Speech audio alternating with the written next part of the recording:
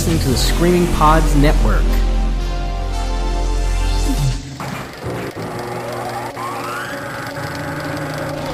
Something's coming.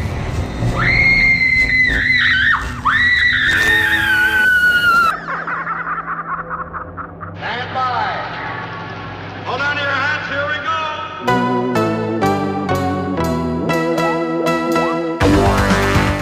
Welcome to the Screamcast, episode 162. I am Sean DeRager, and we are joined by greatness, the King Dick himself, Brad Henderson. Damn, that was such a dick thing to say, but I appreciate it. Thank you. Thanks for having me back. I feel like I'm just a guest on the show at this point. You are. Yeah. Thanks for having me. No. It's good. I mean all that in love. Any ribbing that I give Brad is not just a condom. It is rib for his pleasure. Yeah, it's because I love this guy to death. Oh yeah, to death. Yeah, I agree. So of course, today we are going to be discussing your Fantastic Fest trip. So that's why Stephanie is not joining us on this episode, because she did not go to Fantastic Fest. You did, and you spent a week plus with other stinky, sweaty nerds. It wasn't that bad this time. Really, and I will get into that. Okay, once we start talking about Fantastic Fest, I will give you the FF rundown. Yeah. First, before we jump into anything, everybody, I need to thank some new members of Club Scum. So I got to do a few quick shout-outs here to get things moving. We want to thank all of you who do participate in Club Scum for signing up. Just quote Austin Powers? Yeah, of course. Oh my god! Of course I did. I'm the only moron that probably got that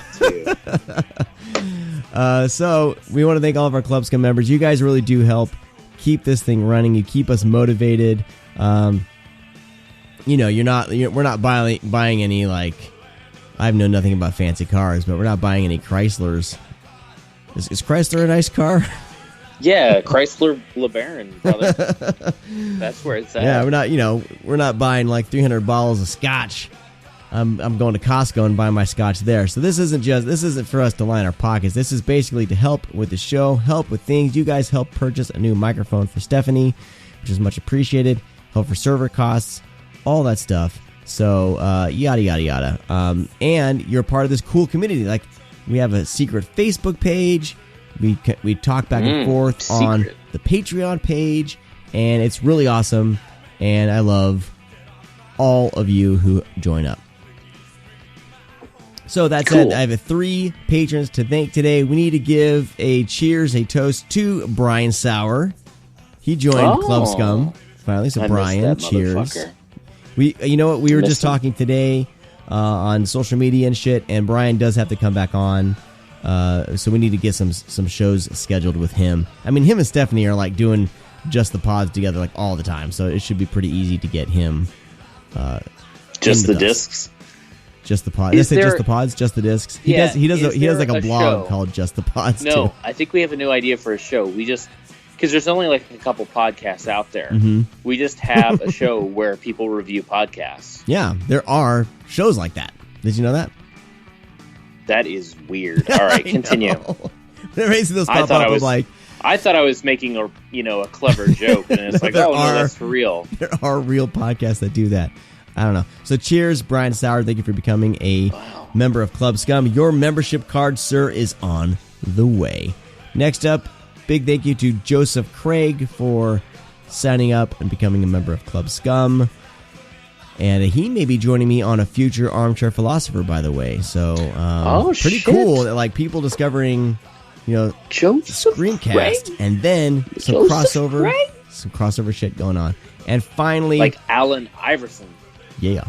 All right, go ahead. And finally, Chris Cooper signed up today. The actor? Yes. Oh my god. I think is the actor, Chris Cooper. We love your work. So Chris Cooper, thank you so much for joining Club Scum. If you guys haven't joined the private Facebook group, let me know. I can send you the link. You should have got a link in an email.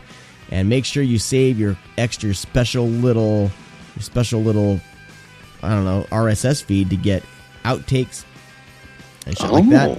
And we need to start. This whole show is an outtake. It is. And we need to start doing some late night episodes. That is on the agenda between me and Stephanie and me and you, Brad. We can get some late night episodes going, schedule permitting. So, new Club Scum members, your membership cards are in the mail. Thank you very much. Yeah, baby. Right, Sean?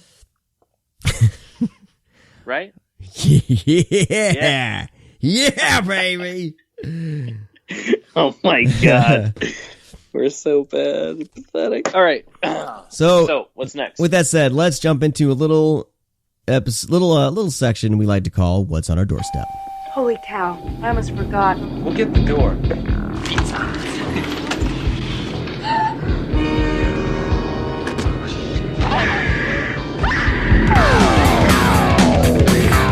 All right, so the first thing I will talk about is a film by Jeff Nichols. I'm late to the party on this, but I finally watched Midnight Special. Jeff Nichols? That's like super old. I know. I finally watched it. Of course, starring Michael Shannon and some other people. And this is kind of I don't know what it is. It's like a supernatural. I was thinking like because it felt like a 80s sci-fi-ish, with like this kid, like Starman kid or whatever. It's a science fiction road movie. Yeah.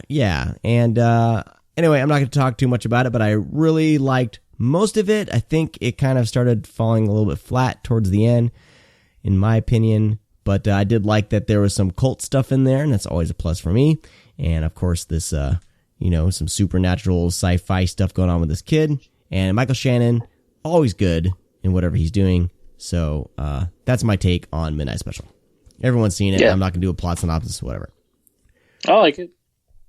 It's good. And the kid's really good. And so check it out if you have not. Brad, what do you got? Well, I'm just going to, since I don't know what I covered last time, I'll just start with one of the more recent. I'll start with what I watched yesterday. Oh. So this is a new to me movie. It's 1977, I believe. It was The Spell. Screen Factory released this. This is a made-for-TV movie. They put on Blu-ray. They did the best elements they could. It looks all right, but I've never seen it. And when it came out, I heard that it was kind of a ripoff of Carrie that played to that kind of supernatural, not supernatural, to like telekinesis power type thing. I mean, it's very standard. It's about a girl named Rita that is tormented in school. She's called fat, all of that. And then one day when they're doing kind of this climbing the rope in gym class, this girl, Little Miss Popular girl, shows off a little bit.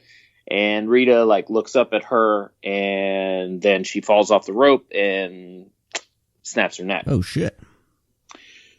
So then the story kind of revolves around Rita and her family. A young Helen Hunt is in the movie. She's like 12 or 13. She plays Rita's sister. I can't remember the actor's other name, and it was driving me crazy when I was watching it, because his voice, I was like, man, I know this guy from somewhere, and he's not a very prominent actor, like you would know right off hand, maybe. Brian Sauer would, of course, because he's a crazy person. But I was like, oh shit, that's the guy in Commando that John Matrix speaks to, is his former commander. But anyways, he's in it. I can't remember the woman's name, but anyways, Rita doesn't have a good home life either. Her sister doesn't like her. Her mom's the only one that shows her any attention. And then the father fat shames her. Every time she goes to eat, he goes, do you really need that? That type of thing. And honestly, the whole entire family really is kind of shitty to Rita. So I feel like we're kind of rooting. I watched it with Willow, and we're kind of I hope Rita fucking kills everybody. Everybody's a really shitty person to her. So Rita escapes every night, pretty much, and it's kind of unknowing where she is going. But she's able to channel visions and terror into your brain to kind of make you have an accident or create an accident herself.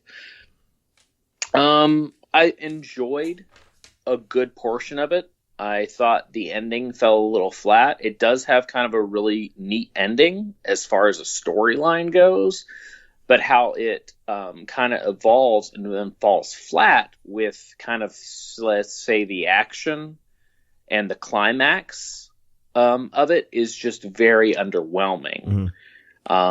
It was odd because it felt like it was building up to this explosive ending, which it could have, but it really just kind of mellowed out, which I was a little upset about. Like, I normally, not judging, like, it wasn't, I don't know, it was just kind of like, seems like a cop-out. Like, they didn't maybe have any money, or I know it was made for TV, but, this is like the 70s, so, and plus, what should have happened wasn't that big of a deal. I won't spoil it for people because I feel like the spell is extremely underseen. I even did like searches like on Twitter and no one was really talking about it. It was released, I think, last year on Blu-ray by Scream Factory, but it is a more unknown movie, so it probably wasn't a big seller because people are too busy buying, Army of Darkness and The Thing this year. I was about to say. And the Halloween 4K Blu-ray. But yeah, branch out. I even said that, and I'm not like throwing shade at you, but branch out. Watch something you've never seen before. But anyways, it was a decent movie. I'm not a huge Carrie fan to begin with, so I'm kind of open to these movies.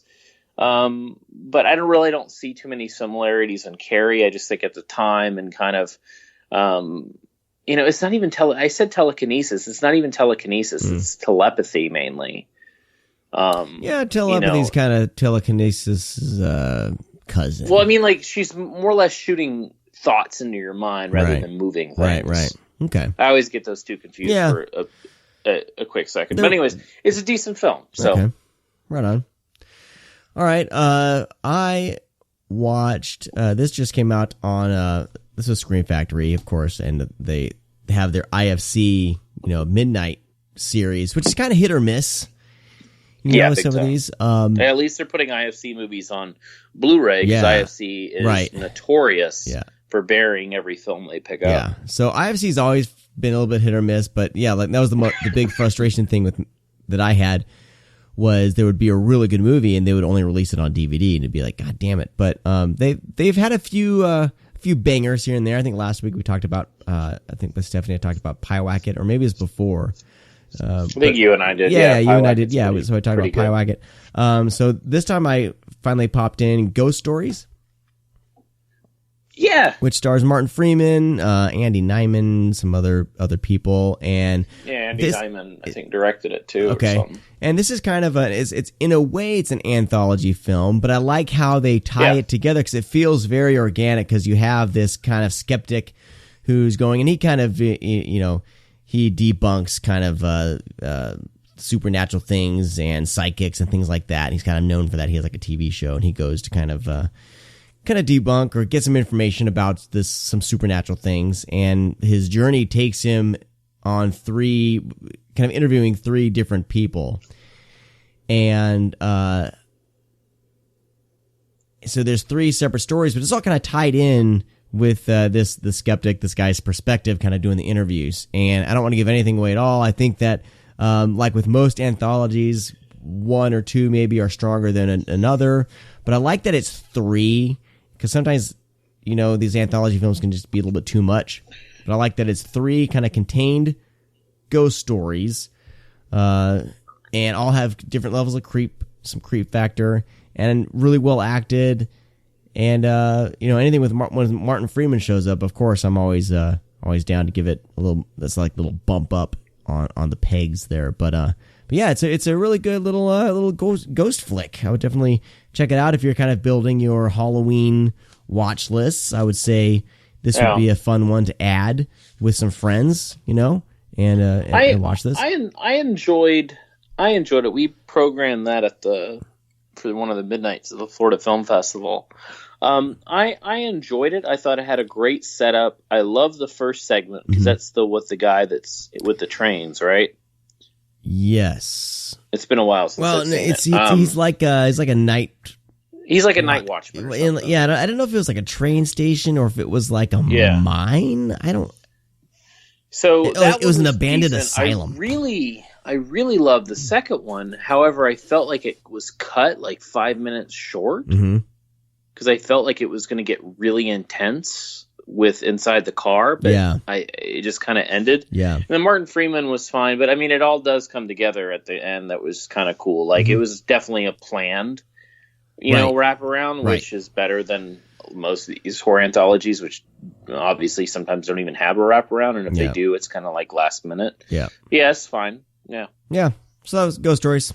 Cool poster art for all those. They had different poster art. It was pretty rad. Yeah, and I feel like even the coolest ones didn't even end up on the cover. Like on the slip cover's okay, but then beneath that, it's pretty awesome poster. But they had some other ones. They were cool. Isn't there 3 stories or 4 stories? Well, 4 if you add in include the guy. Martin Freeman guy. Well, Martin Freeman's kind of is a story in itself, but then it kind of wraps into the wraparound. So technically, I would say there's 4 stories. So that's the one in the sewer. Yes. Yeah. Okay. Yep. Right. So there's 4 stories. It's like I said. It's been a while. It's since not I've just seen some. But that's the thing. It's not just some bullshit wraparound thing. It's actually another self-contained story that's kind of spreads itself out throughout the films. I really dug that aspect of it. So it's really well done. It all kind of ties in, feels really nice, kind of flows nice, and there's some surprises to be had. Yeah. Well, since we're talking about Florida Film Festival, I will talk about another film that we programmed at Florida Film Festival that is now out on VOD, and you should rent it because I mean it's one of those things that you probably wouldn't buy on DVD or Blu-ray, even if it gets a physical release, which it might not show up on Netflix eventually. But it's the documentary about Fred Rogers. It's called "Won't You Be My Neighbor." And this is I watched it twice. I watched it once when we programmed it, and then I watched it again because I really wanted Janice to see it. But yeah, it's just so invasive to this guy's life. And I mean, could you, like, he's just so pure at heart. Like, oh no, it doesn't show Mr. Rogers having sex, does it? No, like it's. Just kidding. What? I don't know. But this is documentary. This this isn't the Tom Hanks movie that's going to be coming out. Sorry, I'm getting my wires crossed. So like, it's just a very sweet man who did so much like for kids, and it shows the obstacles that he went over and how he just won like some of these hard asses over. Even like when they cut the footage short, where you can watch this Supreme Court ruling with Fred Rogers that is like 10 minutes long, that really brings tears to your eyes. They cut it like good. 5 minutes short in the movie. They don't do the whole thing, which I think they should have, because it's a very powerful and very engrossing, like 10 minutes. Like you stop breathing because he just keeps talking about what he's doing. He's talking to these fucking hardcore Republican dudes who just like want to cut all the budget for, TV and educational television, stuff like that. So you just get to see like how, I mean, Nerves of Steel and just a great person in general. And, I mean, we all kind of know that, but I don't know. It's a really great documentary to see, even like the interviews with his children and his wife, kind of how they met. And just also the work that he put into these shows. I mean, we know Mr. Rogers is the face, but I mean, I used to watch the show, but I never did any research on Mr. Rogers. But he wrote and produced every show. He voiced most of the puppets, and he did he did most of the hand movements and voices of mostly all the puppets, other than the female ones. And some of in his like the female one was like his sister. So it was also like a family affair as far as getting the stuff together. He had the same crew for years and years and years. He had an adult show that he tried to connect with people. He tackled racism. on the show, which I thought was he has this one really heartfelt moment where he invites. I guess there's a mailman or a security guard. He's a black guy. He was on the show for years. Well, there's like this really important thing where he sits down and Mr. Rogers is like sitting in a chair outside and he's got his feet like in this kiddie pool. And he tells the guy to come and put his feet, the black guy to come and put his feet in the kiddie pool. Because at that time, it was like segregation where blacks had their own pool, own water fountains and stuff like that. So it just really shows that he was also trying to get that message across to adults too, which I thought was very, very interesting. And, you don't think about that as a kid and you grew up, we're all adults and we're like, oh yeah, I used to watch Mr. Rogers. That was a cool show.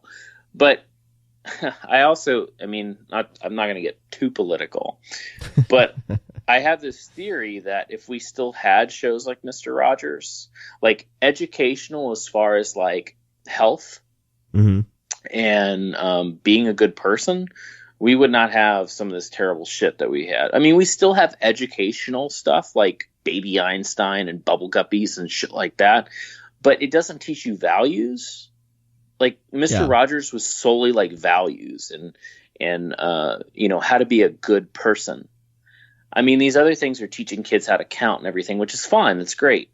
But there's nothing that exists kind of like Mr. Rogers. No. Like all these kid shows like Dora, Blue's Clues, they're all great for kids. I agree. And it's scientifically proven that they are. That's awesome. But there's something that's missing as the core of like being a human being. Yeah. So anyways, I feel that if Mr. Rogers or something like Mr. Rogers was still in the air, I feel like we wouldn't be having some of these stupid conversations with these fucking, even though I'm kind of a millennial, I guess, these millennial people that think they know everything and treat everybody like shit. But anyways, Mr. Rogers is a rad guy. It also tells, the world that he wasn't a sniper or he had tattoos or he was gay, which that documentary tackles everything about those rumors too, which is pretty rad. And they joke about it. But anyways, it's just get your tissues ready. Awesome. It's a really great doc. So yeah, I've heard some great things about it. All right. Well, this is the final thing I'm going to talk about, but it's like 4 movies in one. I cracked open the Wreck collection from Scream Factory. Oh, and I'm not going to dive into these films. Most of you have probably seen Wreck 1 and 2. Wreck 2 is probably my favorite, but that's hard to say because like they're both really fucking good. But Wreck 2 is like the aliens to the alien. You know what I mean? Like Wreck 2 is just it's awesome. It's a powerhouse sequel. Yeah. Totally. So I wanted to talk a little bit about Wreck 3 and then Wreck 4.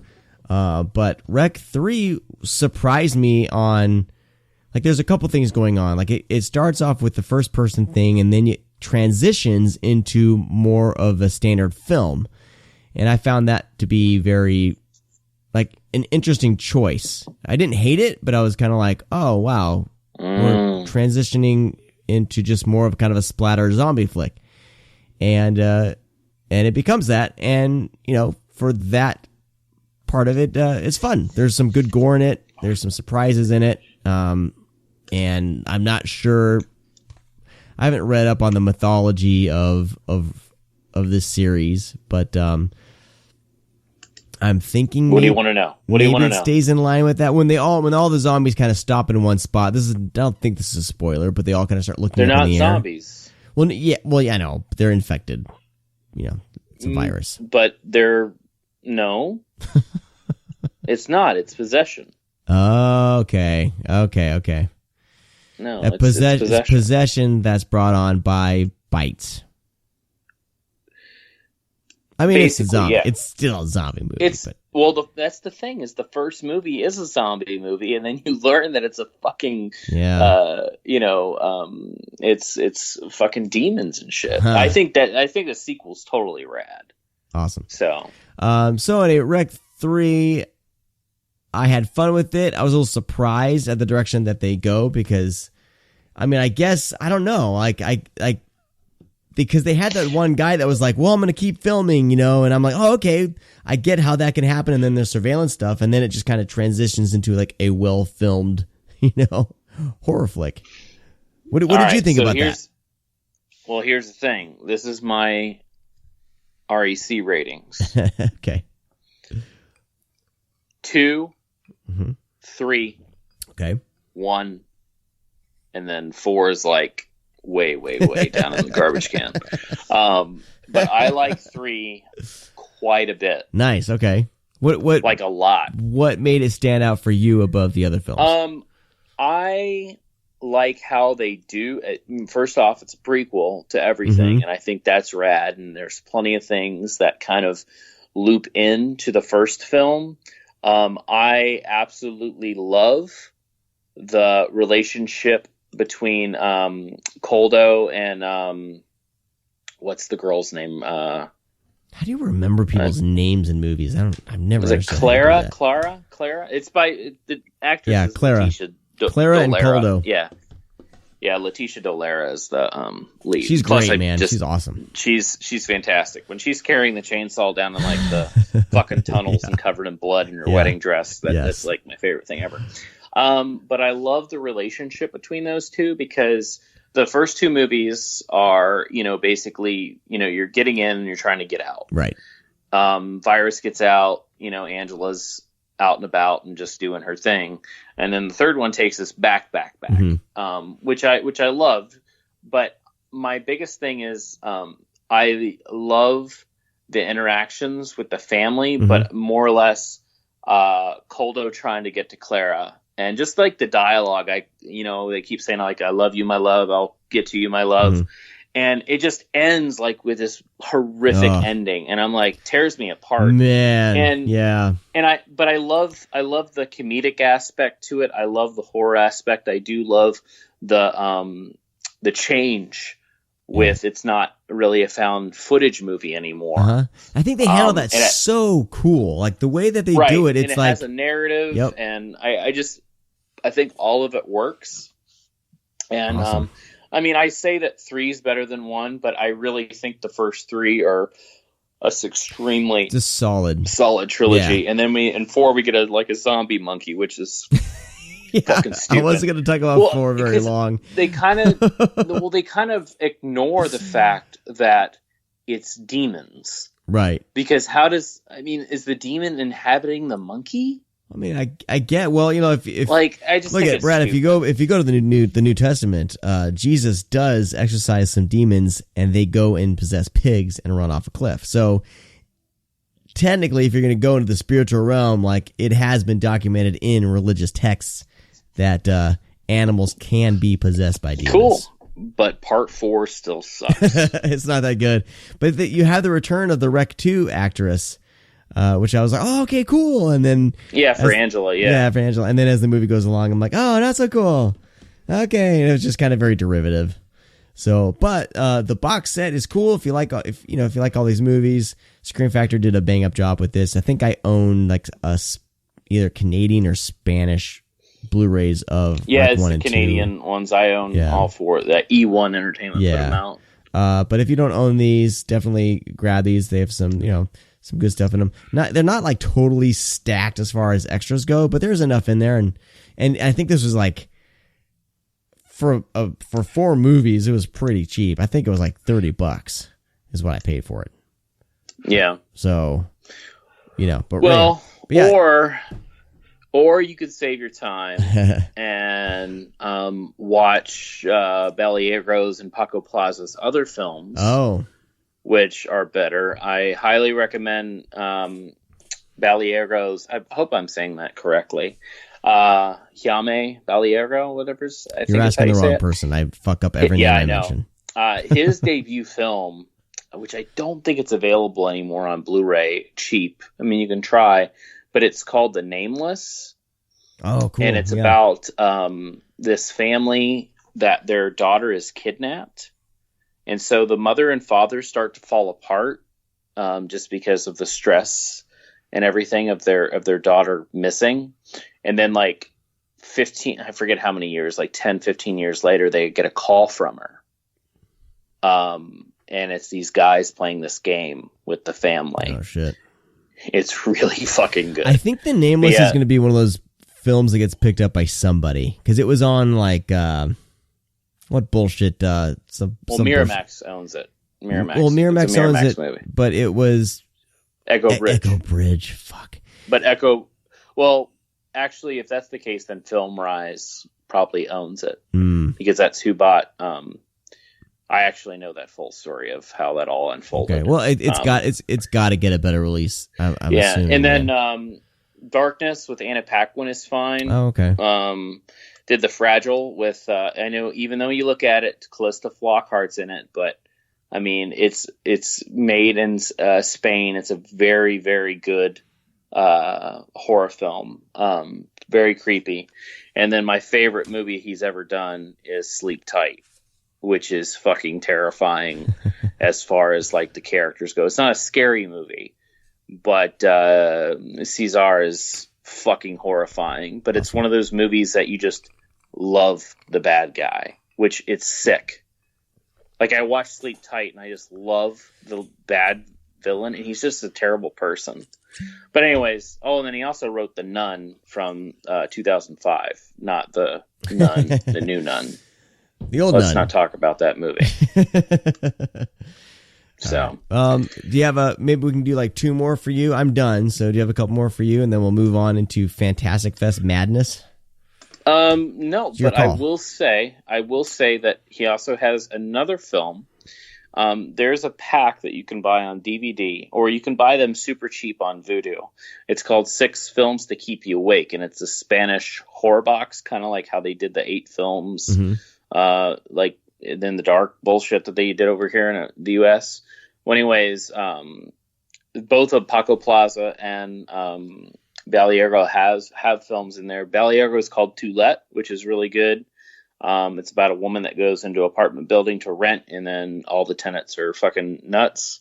And Paco Plaza has a really good Christmas horror movie, whereas these kids find this escaped convict in a hole, and they try to escape. They had a Santa suit on to escape, and then the person escapes from the hole and tries to kill all the kids, and it's really fucking good.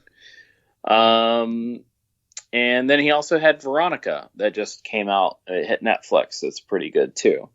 So, cool. Oh, he also has a werewolf movie that kind of sucks. But anyways, yeah, it's, I think both of them as directors, they're really strong. I know, Baleago has a new film called The Muse that's coming out. I know it's finished and filmed, and I think it's played at a couple like foreign film festivals, but yeah, I'm super excited about that. Awesome. But anyways, yeah, I'm a big fan of their work. I think they work better together. But I do think Baleago is the stronger director. But Paco Plaza is pretty good too. Cool. I mean, they all like, I think Baleago did REC 4 and then Plaza did 3. Okay. Right. And they did him. I think obviously they were still probably, on set together, but both of them directed REC and REC 2, which I think those are pretty much some of the best horror films that came out in the 2000s. Yeah, definitely. Anyways, moving along. Do you want to jump in the Fantastic Fest? Do you have any more you want to? Yeah. No, I just want to talk about those guys for a little bit because I like them.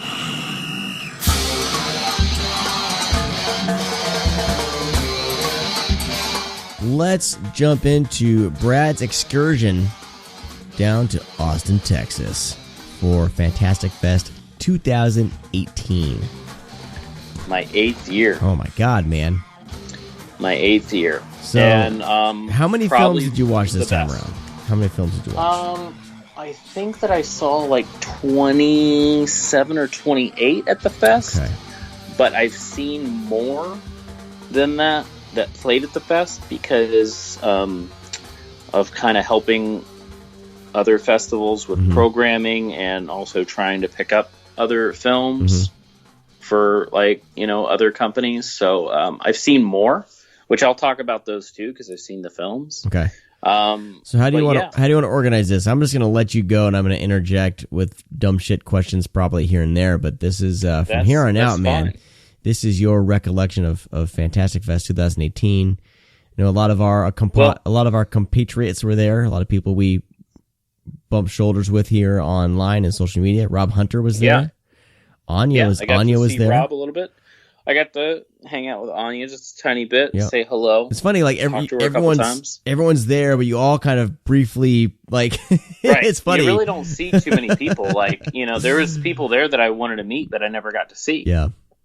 You know, because it's just really weird and chaotic, and Yeah. movies end at certain times, other ones start. But anyways, so yeah, I will dive into. I'm actually just going to go down the schedule. Okay, cool.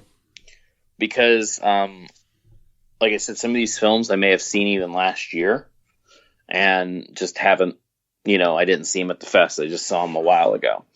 So I will start off with the banger, the new Halloween. Oh, film. fuck. Oh, my God. Which was, yeah, I know this one's heavy. So I really want to watch Halloween again. I think my expectations may have been a little high. You of all people, man.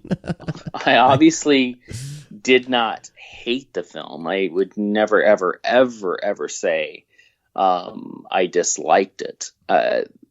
People were, when I came out and I said, yeah, that was fine, people were like, oh, what didn't you like about it? I was like, well, there wasn't anything that I disliked. I just was a little underwhelmed, I guess. But I'm in the minority on that. Everybody kind of lost their minds.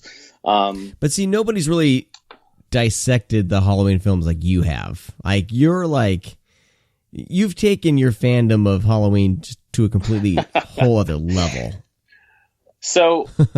Let me preface this by I'm a huge fan of pretty much all the Halloween films, good or bad, what people consider. The only one I really dislike is Resurrection. I like H2O. I like 4, 5, and 6. Not going to really include 3 into that. That's a different animal, but I love that movie too. I'm one of these crazy people, which I know I'm alone, but if you ever hear me out, I believe that Halloween 2 by Rick Rosenthal is better than Carpenter's Halloween. I think it has a better setting. It has better lighting. Its sense of dread is heightened quite a bit. The body count's higher.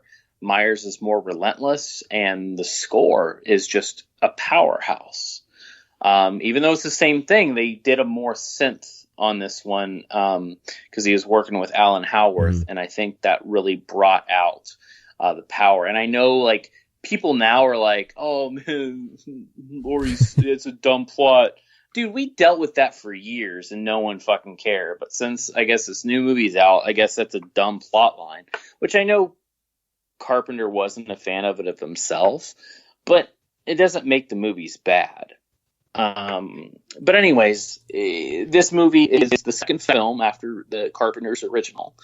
So it's erasing everything else. Wow. But it does have homages here and there, of the older films. I believe, there's definitely a Halloween 2 reference, which you get to see in the trailer. There's a Halloween 3 reference, which you get to see in the trailer. I believe, and I can't believe I didn't talk to Anya about this, but I'm almost 100% positive they were going for a Cult of Thorn homage at one point. But anyways, there is a moment in the film that it does, like, I was on board a lot, but there's a moment in the film where the film kind of takes this weird turn, and everybody's going to know what I'm talking about when you see it. That's just kind of out of nowhere and doesn't feel right. It's a small subplot that happens, and it's not a good idea. Like, I thought it was very weak, and it's what made me kind of really back away from the movie, because it totally kicked. I wanted to look around and be like, is anybody else seeing this? Like, this is crazy. But anyways, the film's really, film's fine. What really stands out is the score. They didn't have it turned up a lot, which I hope they fix. I'm not sure if it was the theater or if they just kind of made, it's almost like a droning sound for the soundtrack, and the soundtrack's really good. It does switch up the theme a little bit. I made this joke, which I don't know if a lot of people will get. So in whenever Halloween came out, 1978. So Halloween came out in 1978. There was a bunch of ripoffs that came out afterwards, technically, with slashers, but they're all great in their own way. But there was this one film made in the 80s that ripped off the Halloween score. It's called Offerings. And they just play the Halloween score, but they really slow it down. But it's the same tune, same keys. Wow. I feel that they ripped off the ripoff because they do the exact same thing. They slow it down and it's perfect, and I thought that was really funny. That's funny, but that's just me being a nerd. So yeah, I love Laurie Strode. I love what she did. I love the characters. I thought the family aspect was really great. I thought the showdown was fine, but I love how high the body count is. Myers is relentless in this, very much like he is in the second one, where he's just fucking killing everybody. Mm-hmm. He doesn't give a shit. You don't have to cross Michael Myers. He'll fucking kill you, which I dug. But I do feel that the film, I think the opening scene doesn't really catch you, which originally I heard that the beginning of the movie was going to open with the first one showing Myers getting caught. Huh. But they just kind of dive into him already being in prison, which I don't know. Anyways, I'll let people see it, but I don't want to spoil it. So how do they reference the possibility of the other timelines at all, kind of closing those gaps down, or do they just assume, like, because in one of the trailers it sounded like, somebody says something like, oh, those were all rumors or something like that. You know what I mean? It's about her being the sister. Right. And they said that's just some rumors people made up. No, they totally shut down the other sequels. The only thing that's referenced is kind of for the fans knowing that they exist as nods. Interesting. But yeah, it's its own animal. It's fine. I want to rewatch it to kind of see where it goes from there. So next up was, you don't like talking about this one because this is one of my favorites of the festival, Lords of Chaos. Oh, man. Which it's played a couple places, but this was, I think, the Texas premiere of it. I'm not sure how many places Lords of Chaos has played, but a lot of people have seen it. Yeah. So Lords of Chaos is based off the story of a band called Mayhem that existed in the early 90s. Mayhem consisted of, I can't remember, I can never pronounce their real names. But anyways, this guy, the lead singer, or the lead guitarist and the creator of the band, Euronymous, basically created this band called Mayhem. And as far as the story is, and also this is based off a book from the 90s, kind of depicting the story of these guys and what they went through. Mayhem went through some shit with their lead singer. They picked up a guy named Christian, who then later became Varg Vikernes, who then became Burzum, which is, everybody kind of knows him as Burzum. He is known to burn down a few churches in Norway and be the killer of Euronymous. He went to prison for that and everything like that. So the film starts as the beginning of creating Mayhem till the death or murder of Euronymous. The film is excellent. It goes by the book pretty hard. There's a lot of stories that developed, like as far as lies, that developed in this kind of book of the band telling lies in order to try to become more famous. But anyways, it's a really crazy movie that a lot of crazy shit happens, but all of it really happened. But at the same time, they also exposed them for the kind of lies that they told, which I thought was very clever. There's also a lot of subtle comedy, and I had a Twitter thread a few days ago about it because I saw a few people complaining like, this is supposed to be a serious movie, but we're laughing. And the reason why we're laughing is that these guys would wake up in the morning, they would kiss their mom goodbye, then they would go put on leather pants and black jackets and put on makeup and, sing about Satan, and then have parties where they're, and concerts where they're sacrificing animals and drinking their blood, but they go home and they take off the makeup and they sit down in their underwear with red socks and they fucking eat a bowl of Lucky Charms and watch, Valley Girl. Like that's who these guys are. They're not sleeping in coffins and fucking eating bats for dinner. Like, these are just normal dudes. I mean, they were kids. They were like 18, 19, 20 when all this happened. That it's just kind of ridiculous that this even happened. I mean, it is horrifying because they really did burn down churches. Some people were murdered. But it also is very silly. I even did a quote the other day when I screencapped a Mayhem song or a Burzum song. And, one of the lines of the movie, he's like, Varg goes in the studio and he's like, I want one microphone in the center of the room. That's it. And Euronymous is like, that's going to sound like shit. And he goes, that's the fucking point. And people laughed. And I was like, no, that's how they recorded that music. Yeah. Like, that's the reason why certain black metal bands have that sound, is because that's what they're doing. They hooked up their amps. They played into a fucking microphone, one microphone to pick up everything.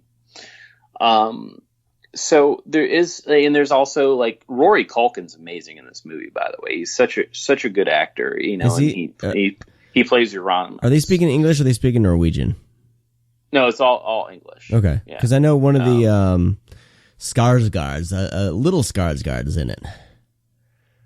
All these Skarsgårds getting in films. He must be one of the other little brothers. I don't know which one. I think he was. I think he plays the drummer. Well, the drummer was Hellhammer. I don't know who that was as the actor. Hold on one second. Yeah, I believe the drummer's Hellhammer. Or maybe Hellhammer's the bassist. So Skarsgård. I mean, it's funny. You see. I saw an interview, and you look him in the eyes, and it's freaking, it. You know what I mean? He plays Faust. I don't know who Faust is.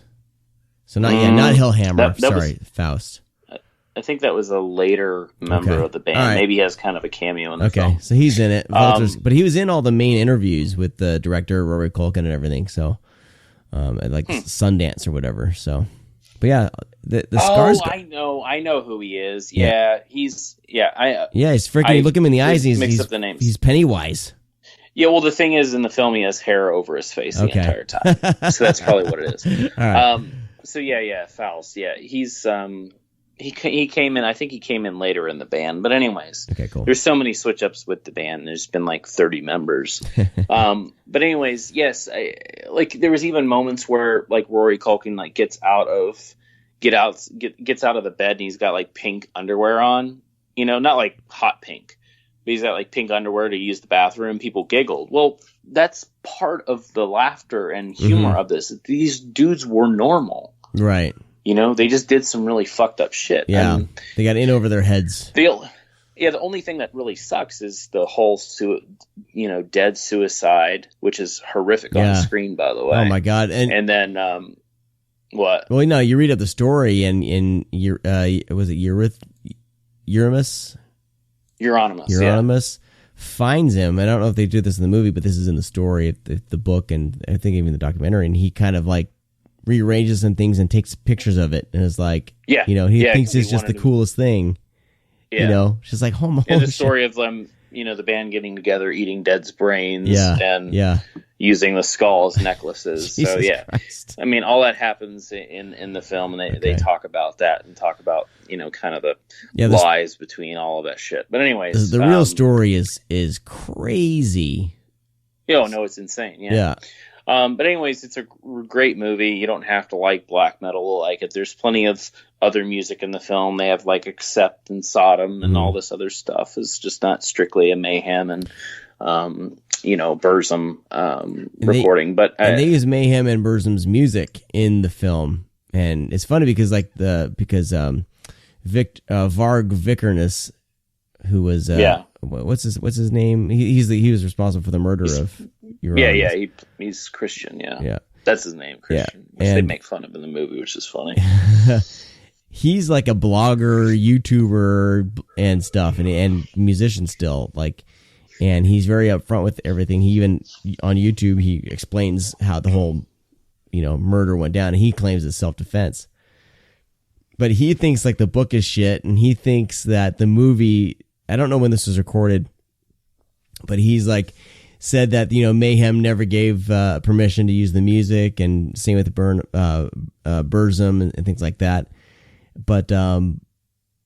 But that music's used in the film, and they got all the rights for it. So it's a weird thing. Dude, he's fucking crazy, man. Yeah, he's just like he's a racist. Crazy dude. He's a little bit of a racist as well. No, he's big time. Mm-hmm. Yeah, he's big time racist. Which again, I love that they make fun of him in the movie. Okay, maybe that's why he hates it. Oh no, they said like you dress in black and you have your hair over your head and you have a Nazi flag behind you. Is this a joke? Okay. And it is. He's a fucking douchebag. Yeah. So anyways, all right. So next up was the Greasy Stranglers follow-up called An Evening with Beverly Loughlin, directed by Jim Hoskins. I'm a big fan of the Greasy Strangler. I know a lot of people were not. I love the comedy and the grossness of Greasy Strangler. This is the Greasy Strangler again, but without the grossness. It's more of a cute story and funny in that sense. And it's got a bigger cast. Jermaine Clement, Aubrey Plaza, Craig Robinson's in it. And it's got all the people basically from Greasy Strangler. But yeah, it's just a really cute and funny and weird movie. Very, very, very weird. So if you like stuff like Tom Goes to the Mayor, Tim and Eric, Napoleon Dynamite, you'll like An Evening with Beverly Loughlin. And like The Mighty Boosh and stuff like that too, if you ever watch those shows. Next up was one of my favorites of the fest, Luz, L-U-Z, which was a movie that was first-time director shot on 16. It is awesome. It feels it's hard to believe this film was made last year, when it looks like it's pulled directly out of 1978. It has the look, it has the feel, it has the music. This girl, cab driver, she goes into a police station and she says this demon is following her. And then it's the police station who kind of tries to help her. And the demon gets into the police station and starts doing his shit. It's not action-packed and stuff like that. It's very lo-fi Euro horror. So mainly just possession and lots of discussions, talking, fever dreamish, nudity, that type of thing. But really, really great film. Next up, I hope this movie gets released. I don't think it will. I mean, it will, but it's going to be some like niche art house label because I think everybody's going to be afraid to touch it. That said, wow, I would release it. It's called Knife Plus Heart. It is a slasher film that is a giallo, but it is centered around porn. Okay. Gay porn. Oh, okay. So there is a lot of man-on-man action, which, a lot of people are cool with. But, of course, those immature people don't know how to take, gay men fucking or kissing or whatever it is. But it's very, very touchy. It's very sweaty. So I could tell like a lot of people would be uncomfortable watching this movie. However, I fucking loved it. But yeah, it's a slasher where this guy is killing gay actors in pornographic films. It's got a great soundtrack. M83 did the soundtrack for it, which is funny because I'm seeing saw the thing. I was like, why did M83 do the soundtrack to a foreign gay giallo film? And the director was the first question in the Q&A, and the director was there. And they were like, how did you get M83 to do the music for your movie? And he goes, it's easy. I just asked him to. And I was like, well, that's easy. And he goes, and he's like, and they're like, well, how did it go? And he goes, well, I just called my brother, and he said he'd do it. And it's actually the director is the brother of the guy that's in M83. Nice. Which I thought was really cute and funny. But anyways, I think most bands it's really good. It's gory. Yeah, I think most bands would be up for doing soundtrack. And I don't think it would be Oh, that yeah, hard. Like if they you do were a a great job, producer or too. director and you ask a band to do the score and you feel like they would fit, it's all a matter of scheduling and money. But I think any band would jump at the chance to do that, because I think most musicians would kill to score a film, you know? Yeah. And that's a hard thing to break into. No, I agree. Yeah, I think it's just one of those movies that is perfect to do for electronic soundtrack too. So, yeah, it's really good. I hope that it gets released. But yeah, it's pretty awesome. Next up was a rep screening, film that I've seen. I actually did not see it at Fantastic Fest. I've kind of grew up on this film. But it's called White Fire. It's from 1985. Robert McGinty is in it, who you may know from The Exterminator. So it stars a guy. I haven't seen the movie in a few years, so bear with me while I try to unravel the plot in my head, because I wasn't prepared for this. So there's this character, his name's Bo, and his parents were murdered when he was little. And he has a sister, and they grow up years later. They live in the desert, and they're like diamond hunters or whatever. So they find a diamond, and then a bunch of people find out that they have the diamond, and they go after it.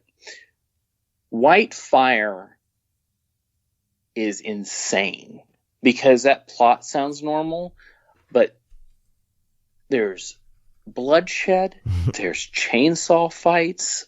This movie has everything. Car chases on foot, great soundtrack. It's chaotic. It's such an interesting and insane movie. And hopefully it gets released over here in America. This was a restoration by a French company who is releasing it on Blu-ray. But anyways, yeah, White Fire needs to happen. Next up was a film that I did not care for. This is the only film that I did not like at Fantastic Fest, and I can't really speak too much on it because I was really bored. It's called The Wolf House. The Wolf House? It's an animated movie. It's an hour long. It's about a woman that kind of goes into captivity. No, not captivity. That's when you're being captured. Isolation. And lives with these two pigs. Okay. And I don't know, some weird shit happens. the animation's all right. Next, you know what really like breaks me off of an animated film is when the animation's like not good. You know what I mean? Like, yeah. For example, Tenacious D did some sort of web series, and they say it's animation, but it's more like a I don't know, like a narrated graphic novel. It's shit, and I will not watch it just because how bad it looks. Is the animation just shoddy, or did you just not? No, the animation's really good. It's a mixture between drawings and paper mache. Huh. Interesting. Yeah. I don't know. Animation's weird for me because I can it's hit or miss. Where some things will be really critically acclaimed, and I'll watch it and I'll just not really like it because of based on the animation. So interesting. Yeah. Next up is a film that I saw a while ago. So there is a filmmaker. I believe she's passed away. But anyways, she was a female director. She did everything.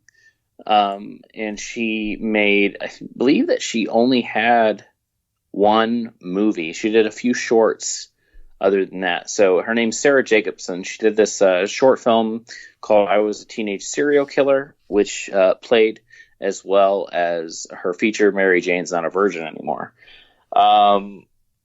So it kind of takes pretty inspiring films from a female filmmaker, because it takes kind of the Riot Girl aspect with kind of this do-it-yourself spirit films, and just really kind of show like the big thing is like catcalling in the film, and you just get fucking murdered or killed or anything. It's just how she handles it in her films. So, anyways, she I believe she passed away, but Agfa's doing this restoration of her short and her feature film, and I highly suggest picking them up. It's Mary Jane's Not a Virgin Anymore is a great kind of coming of age movie that kind of glimpses on everything from growing up to getting a job to liking a boy, to figure to even fitting in with the right crowd.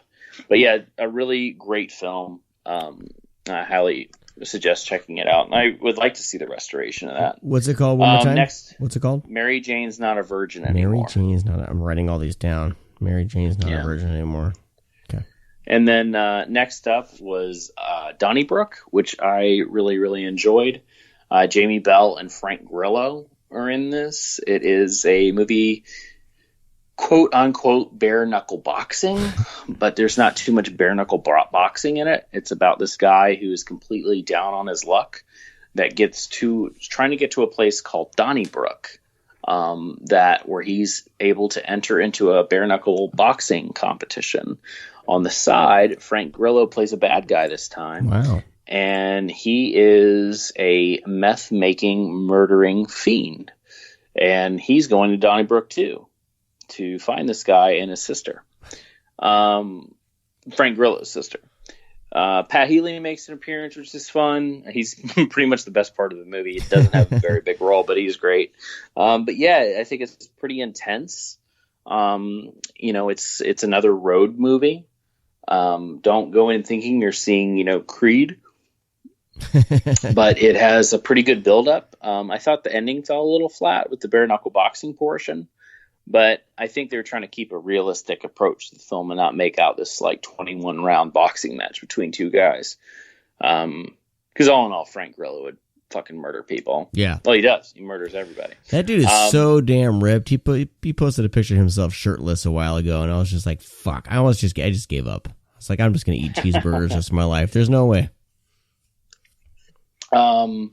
So next up was Starfish, which was a very unique film, kind of a genre mashup film about a woman that is traveling, and she goes to stay at a friend's place, and when she wakes up, the entire town is gone, and she realizes these creatures are in the streets. However, the film is not really a creature feature because it goes into how the world is ending, and she can save it by this mixtape that her friend left her clues for. So she goes through different realities. Okay. And around town trying to find these tapes in order to create this song that will transmit this signal to save the world. Interesting. Very unique and weird movie. It is something that you will never see and nothing like it exists. And it's a movie that is fine. A lot of people liked it more than me, and I see why. I just wasn't that big of a fan. Do you think mixtapes are gonna, like, there's gonna be a generation that's gonna be like, I don't know what you mean by mixtape. You know what I mean? Well, they totally do mixtapes. Yeah, like it's tapes, not CDs. Like there's no. Is there like a parallel to that in today's day and age? I don't think there is. Playlists. Well, there's playlists. I guess. Yeah, I guess, but like. Yeah. I tell you what, man, the magic of I used to make mixtapes for my little girlfriends, man, and I was the master at the mixtape. I bet you were. I'd make the custom artwork and everything. So you can't do that with a fucking playlist. You know what I'm saying? Oh, here's a playlist. Yeah. Link my playlist. No. Kids don't even know what's up. This has been old man. This has been old man DeRager talking. All right, what you got? What's next? Well, Maniac played, which everybody kind of seen that, so I don't really need to talk about that. Maniac. It's a new restoration. Restoration, yeah, okay. Does it look even grittier and sweatier? God. I did not see it. I was just talking about Maniac. Well, no, but did anyone report back to you? Oh, no, they loved it. Yeah, they loved it. They thought it was I mean, that great. movie's like so greasy and grimy and gritty.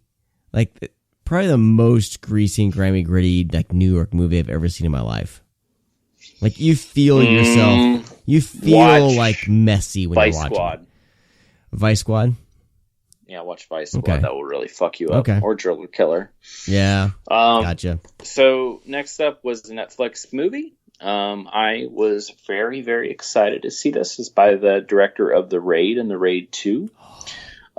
His film Apostle was Stan Stevens, where a man goes on a trip to go to this isolated island where these members of this church are holding his sister hostage. And, obviously it's like a cult that is doing this. That movie, that plot gave me a boner. Mm-hmm. It's giving me a boner right now. The movie, however, gave me a micro penis. God damn it. I did not really care for this movie. No, Brad, you're supposed to. No, this is wrong. You got it wrong. It's just. It does more or less like folklore than it does like a cult aspect. The movie's pretty interesting for a good portion. I just thought it wasn't that great. Interesting. Our friend the Wolfman, who we really need to get back on the podcast, by the way. I've been meaning to talk to you about him. Yeah. He said it was very reminiscent of A Cure for Wellness, where it just kind of throws just way too much, but it also drags. But it drags super hard. But see, I liked A Cure for Wellness just because it gets just bonkers. A Cure for Wellness is better than Apostle. Oh man, Apostle doesn't get bonkers. It does, but it doesn't. But anyways, I was not happy with that movie. Well, I mean, it's fine. Well, see, it's now like a 2.5 out of 5. I'll probably love it just because my expectations will be just down. So maybe this is a good thing. But yeah, maybe. All right. Stop yawning, man. You're going to make our listeners fall asleep as they're driving. You can hear me yawn. Oh, man. I was trying to be quiet. So next up was The Quake, which is the sequel to The Wave from a few years ago. So the family is back at it again. This time in an earthquake. I was going to ask you when you tweeted about it, I was like, is it going to be the same guy? Yeah, it's the same guy. It's like Die Hard, but I hope they continue making movies with this family that keeps on getting in the shit. Unlucky family ever. So, but anyways, it's fine. I think it spends way too much time with the family and exposition before it actually gets into the quake. Because at least with the wave happened like right away, and they were dealing with shit. Yeah. Because like a lot the of quake doesn't aftermath. actually happen till the end of the movie, and they're trying to all save one another. I mean, it's a decent movie. Yeah. It was just, I wish that they paid more attention to the actual quake, because we already know who these people are. Mm-hmm. Next up was a film. All right, I'll be honest with this one. This won the jury award as favorite film of the fest. Okay. I didn't meet one person that disliked this movie. Okay. And I say that because no. All right. Here's what happened. Is I was told that I have to make it past the first 30 minutes, because I'm going to sit there thinking, what the fuck is happening? What's going on? Why am I watching this movie? And I did. I was like watching it, and then the next 30 minutes happened, and I was waiting for my check. This is one of the first movies ever I was ready to walk out of. Like, I don't walk out of movies. I don't turn movies off, no matter how bad they are. It was midnight. I was really fucking tired. I was struggling to stay awake. And it's called One Cut of the Dead. And it's one of the biggest films in Japan right now. So Jay Hawkinson tells me. But anyways, it's like Thanks, breaking records left and right over in Japan. So anyways, it is first 30 minutes is a one-shot zombie film. And then it goes on from a different story, from a different perspective from there. And I really don't want to tell you what happens with the second and third act because I feel that's part of the charm. However, my bill came right when the third act starts. And I was sitting there and I was like, oh, that's kind of neat. And then I watched it and I was like, oh man, this is great. And the last 30 minutes are amazing. But it takes forever to get there. So I know it will be a fan favorite. I know people will love it. It's just, I highly suggest watching it. I'm in the minority. But if people find the first hour of it semi-enjoyable, then you'll be fine because the last 30 minutes are some of the best movie I've ever seen. Would you say it's amazing. It's really great. Would you say the finale... It redeems itself. Okay, would you say the finale builds upon what's been presented? You know what I'm saying? Like, oh, yeah. I'll it's tell like you off ultimate the air. payoff? Yeah. Oh, no, it's a huge payoff. Okay. It's great. All right, so this is a movie that's going to reward your patience. And I'm fine with that. Like, there's plenty of movies like that. Yeah, okay. It's like I was ready to walk out and I did. Wow. But what's great about movies like that is you're kind of rewarded on the rewatch. You know what I mean? Yeah, I think the rewatch factor on this one's big. Okay. And cool. I might actually rewatch it because now I know what's happening. Right. Awesome. So next up was Vinegar Syndrome's restoration premiere of Sudden Fury.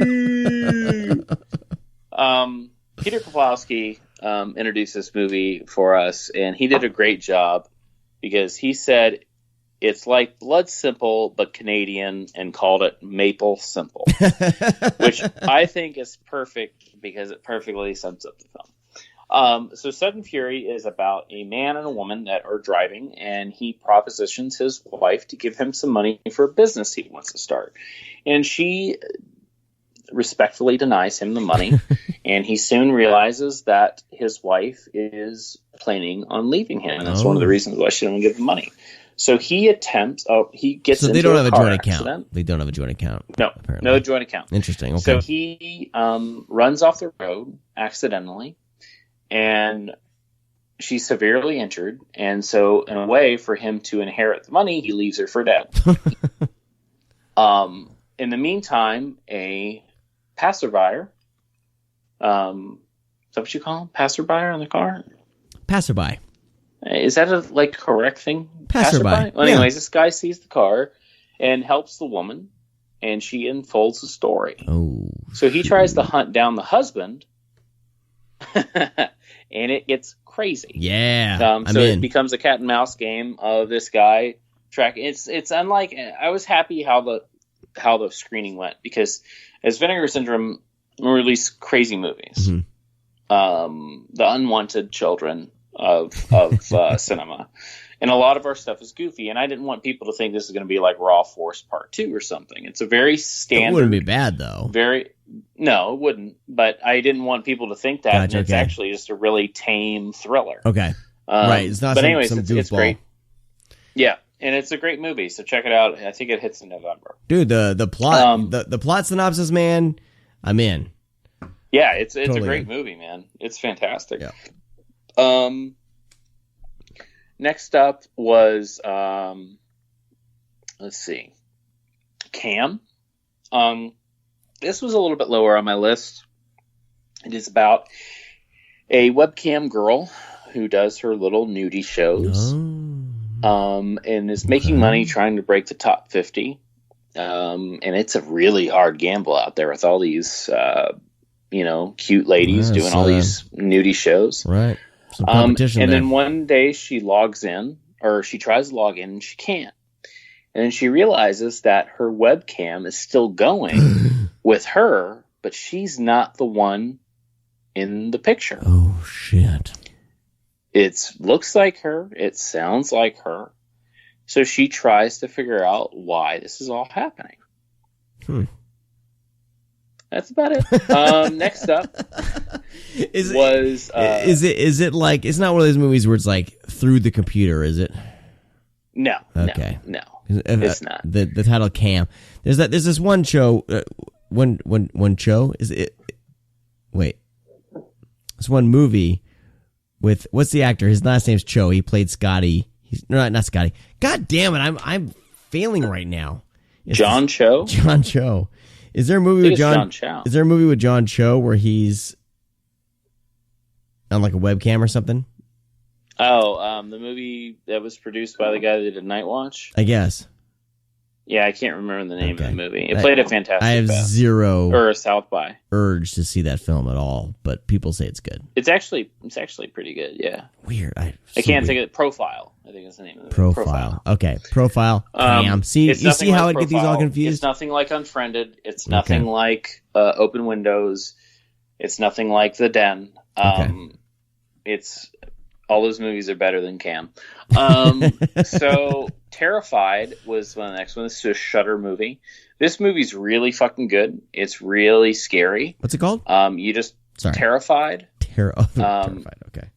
You have to kind of give it a chance to warm up, and once it does, it's full throttle. Gotcha. This is what It's that really good. clown, right? Be on, I think. No, that's Terrifier. Fuck. Okay, I'm failing. So Terrified is basically this woman who gets into it's actually a street that is having some weird shit happen on the street, and our main woman is being haunted by voices and all this other stuff of trying to repair this house, and yeah, shit goes fucking crazy. There's some creatures or people, I guess, whatever they may be, but they're fucking scary. It's very good. I can't really dive into much more because it's a big spoiler. Okay. But it'll be on Shudder, I think, this month. Cool. But definitely watch it. Next up was, I guess this is premiering on Sci-Fi in a week, which is weird. Because this movie could have been bigger than it was. I mean, this could have been like, I don't know why Shudder didn't pick this up. Because this could be, I mean, it's not great, but this movie would definitely get a lot of attention, especially like on Netflix. So it's called You Might Be the Killer. It's the first movie based on a Twitter thread. Oh, shit. Is how they put it. But it actually is very interesting. Awesome. It is basically Fran Kranz and Alyssa Hannigan are the stars. So it opens up with Fran Kranz covered in blood, and he's like running from this killer on this camp, and it's very meta. It's very like Final Girls-esque Scream type thing. And, very bumbling comedy type. He gets on the phone and he calls her and he's like, hey, I need you to help me. And this is actually, I went back to read the Twitter thread, and it's the fucking movie. It's the plot. And he calls her and he's like, hey, this killer's after me. She's like, why didn't you call the cops? And he's like, they're too far away, blah, blah, blah. And, talking, and she's like, how are you, what's going on? Where's the killer? How many are dead? And he's like, all of them are dead. And, she was like, this is weird. Are you covered in blood? And he's like, yeah, I'm covered in blood. She's like, why are you covered in blood? Is it your blood? And he's like, no, I think it's other people's blood. And she's like, well, do you have any type of weapon with you? He's like, I got a knife. And she's like, okay, why do you have a knife? And he's like, I don't know. I must have picked it up somewhere. She's like, well, do you have like a mask with you? And he's like, yeah, I got a mask in my bag. And it turns out like this big thing where they're trying to decide if he's the fucking killer or not. It's pretty interesting. It's not a spoiler. You learn that very quickly. And if you look up the Twitter thread, it's there. There's a lot more to the movie than that, but it's very Final Girls-esque type comedy. But Final Girls is a better movie. Final Girls is, as they say, banging. That's the new word, banging. Okay, cool. Oh, dude, that movie's banging. That movie's banging. It's a banger. Next up was a film that wasn't a banger. Okay. Called The Night Shifter, which Shudder also picked up. I saw a rough cut of this movie, and I like the rough cut a lot better than I saw this version. Music wasn't done. Soundtrack wasn't done. So it's basically this mortician who is able to talk to the dead. In the version I saw, the mouths and eyes didn't move. It was just a voice you heard. Well, apparently they didn't think that was believable, so they CGI'd faces on all the dead bodies, and it's really, really bad CGI, and it takes you out of the movie a little bit. Really? And it's this guy who uses the knowledge of the dead in order to try to make his life better. Pretty interesting plot. It's fine. Next up was Savage. Funny story about this movie. This movie's fine. Johnny Depp's daughter's in it. It's about two kids that where these people are missing in this camp. It's not like a camp. It's like campers and stuff with families, where this leopard is roaming around. This horror writer lives next to him, and it kind of spirals out of control of, this so-called leopard and these missing people and dead people and whatnot. Movie's fine. However, I got this mixed up with a movie called Girls with Balls that was at the movie, and I just think it was funny that it was that movie, because Girls with Balls is about these girls that get trapped out in the woods with these cult rednecks. So I'm sitting through Savage thinking, when is Johnny Depp's daughter going to meet the fucking rednecks? We're like an hour into this movie. Like, what the fuck's happening? No, wrong movie. Movie's fine. It's fine. Next up was a movie that is out on Netflix right now. It's Jeremy Saulner's follow-up to Green Room called Hold the Dark, based off the book. It is okay.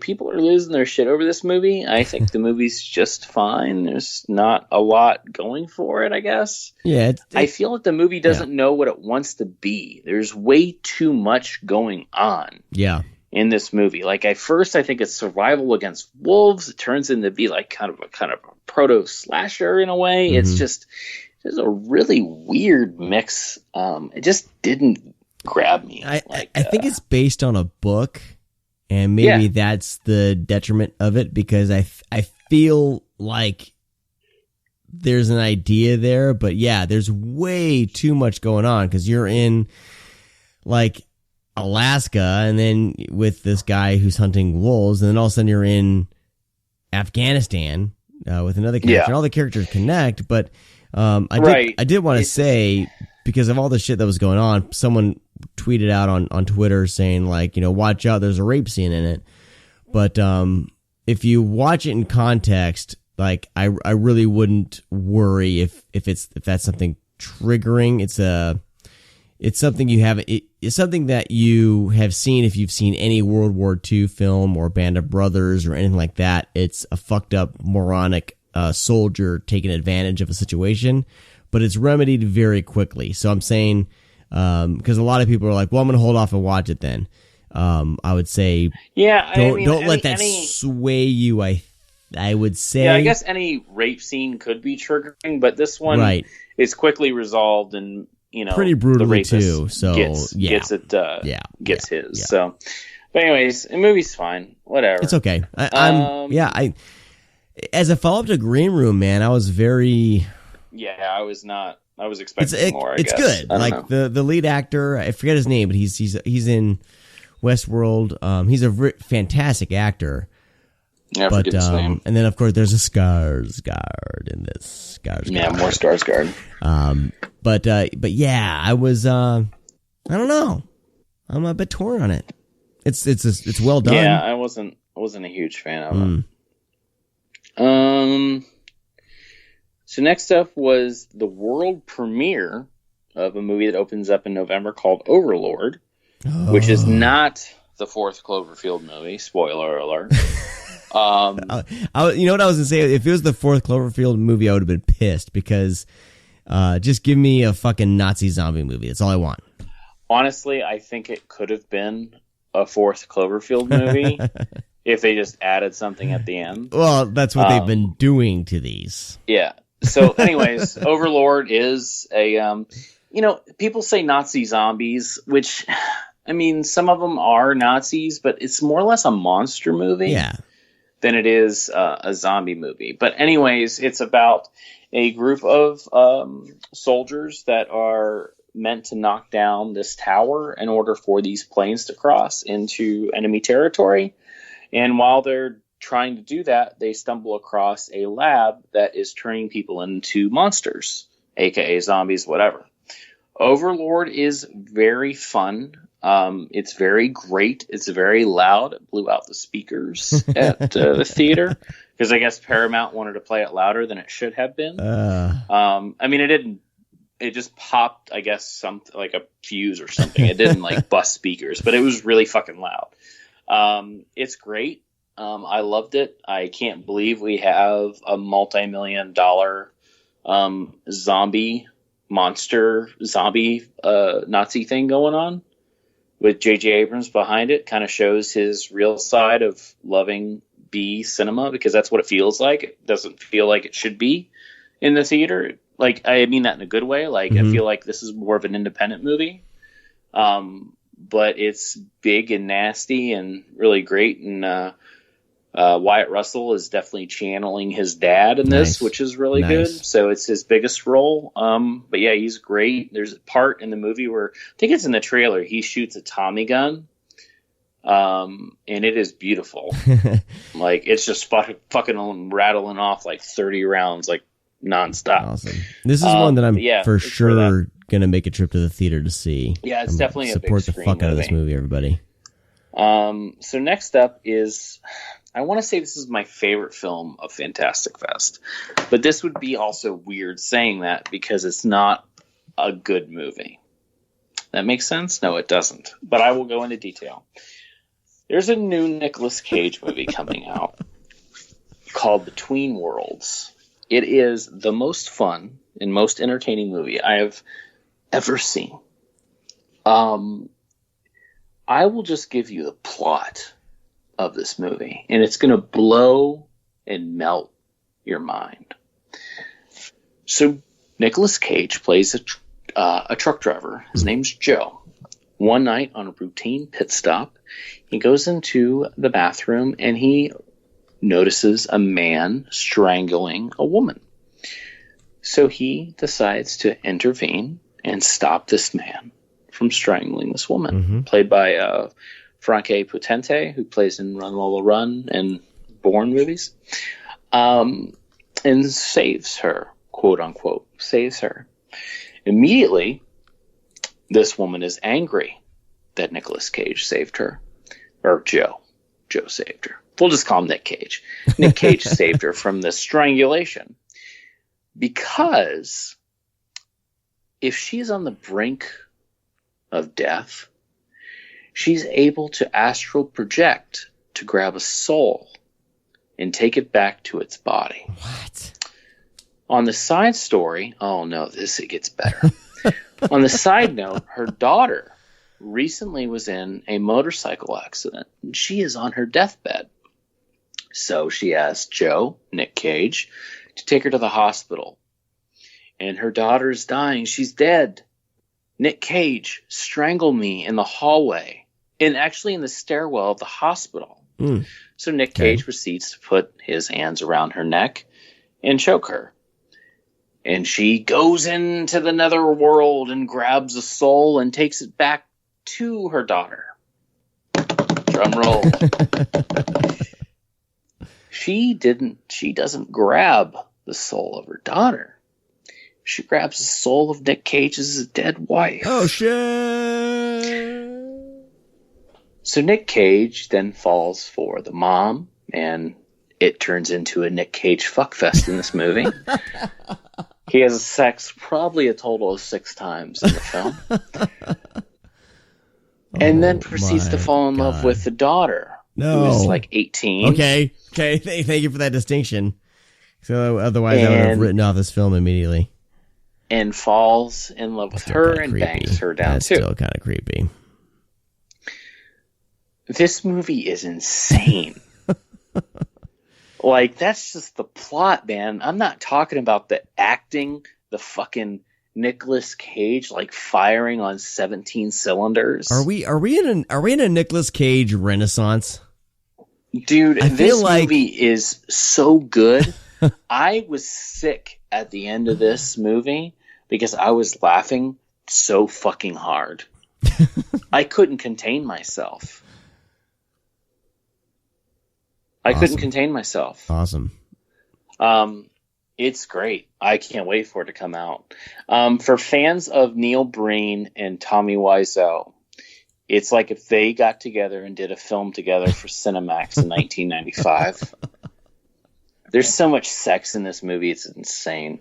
Oh man! Next up, how old is How old is Nicolas Cage? Nicolas Cage at this point? Well, he looks like he's in his 50s in the movie. Hold on, I'm gonna do some math. Dude, it's so crazy. He was born in He actually. He was born in 1964. He actually reads like this, like Shakespeare while he's fucking somebody. He's 54. Okay, he's 54. Okay, all right. So he's 54, and then he fucks an 18-year-old. Yeah, I don't know how old she is, but I mean, she's definitely living at home. So next up was I can't remember how to pronounce this guy's first name, but Padraig Reynolds. He directed Rites of Spring and Demon Dolls. Can't remember the name of it now. Sure. Demon Dolls? I don't know. Dead Girls? Dead Dolls? Anyways. Follow-up, open 24 hours. It is about a girl that has recently been released from prison because she set her boyfriend on fire. And you realize why she set her boyfriend on fire, and she's working at a gas station one night, and shit goes crazy. It's fine. It's good.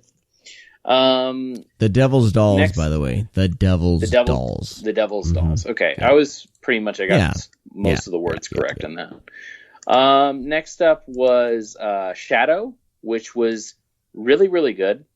It's Zhang Yimou's new film. He directed like Hero and House of Flying Daggers and stuff like that. Awesome. This is his best looking film, but not his best movie. It is very Shakespearean in the first hour. There's just a lot of talking and a lot of politics that are going on. And then it turns into be this fucking action masterpiece. It's really, really great.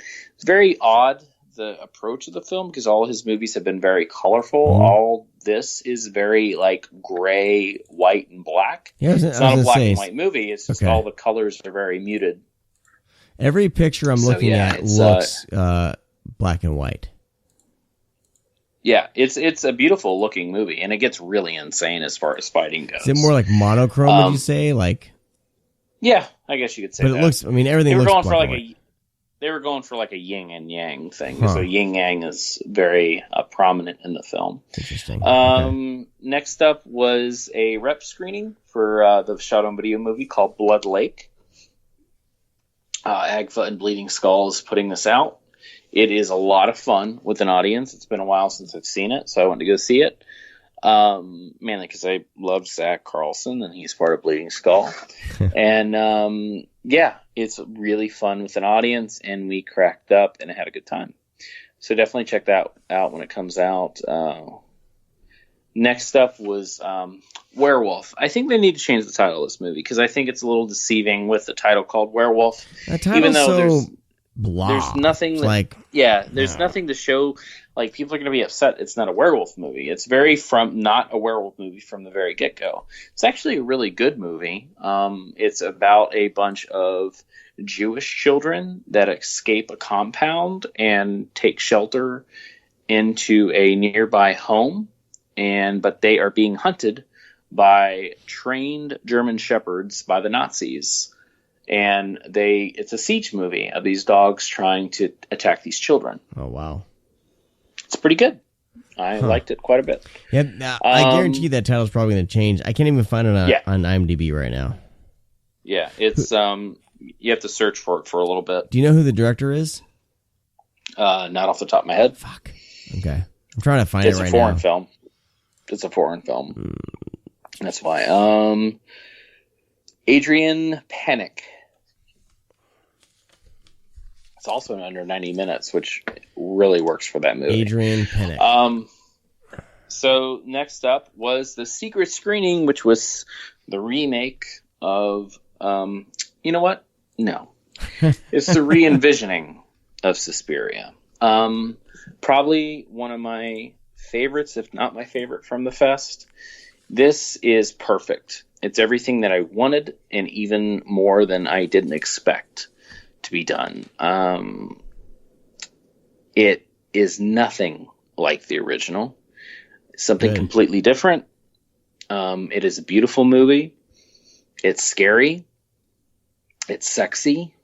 It's also horrifying. I'm not gonna say that because that would kind of be a spoiler.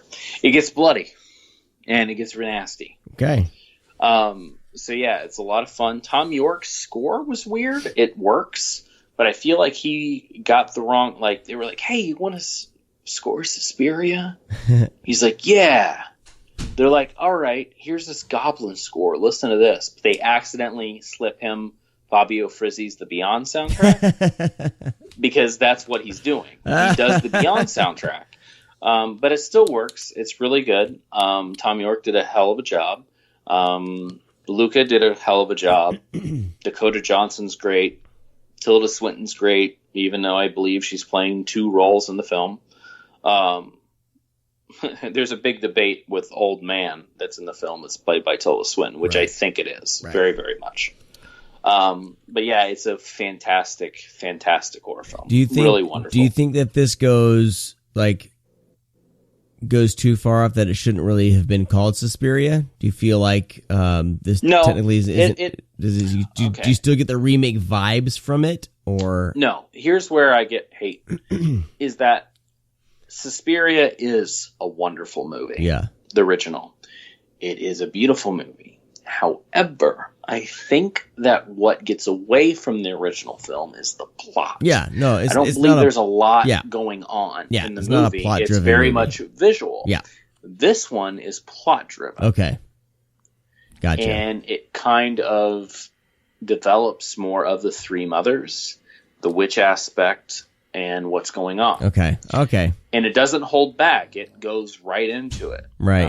Which I really liked. So, okay. yeah, cool, it's man. a really great movie. I think people will love it. It's been divisive. Some people have seen it already that I've been in contact with, and I know a couple didn't like it, but then I've heard a lot of people really liked it. So it's going to be interesting once this hits, kind of gets out in the theaters and hits, and seeing what the response is going to be like. I'm excited to see it, and I'm glad. Like I'm glad it's not some direct carbon copy of Suspiria, because I know and I love Suspiria for what it is. I love it. Yeah, it's definitely not a carbon copy at all. Cool.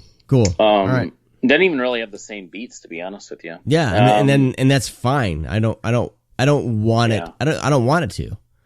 That's why I think it's more of a reimagining than a remake. Okay.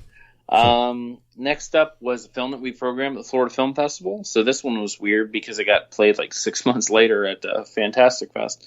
But it's one of the better films that was at Fantastic Fest. It has a screening or picked up by Magnolia, so you'll be able to buy it on Blu-ray, obviously. But it's called The Guilty. It's very much like Locke, but at a desk instead of a car. And it's no score. There's no score that plays through the movie. It's a guy on a headset talking to people the entire time. He's a 911 guy that takes the calls, and some shit unveils, and it's basically him at a computer with no score.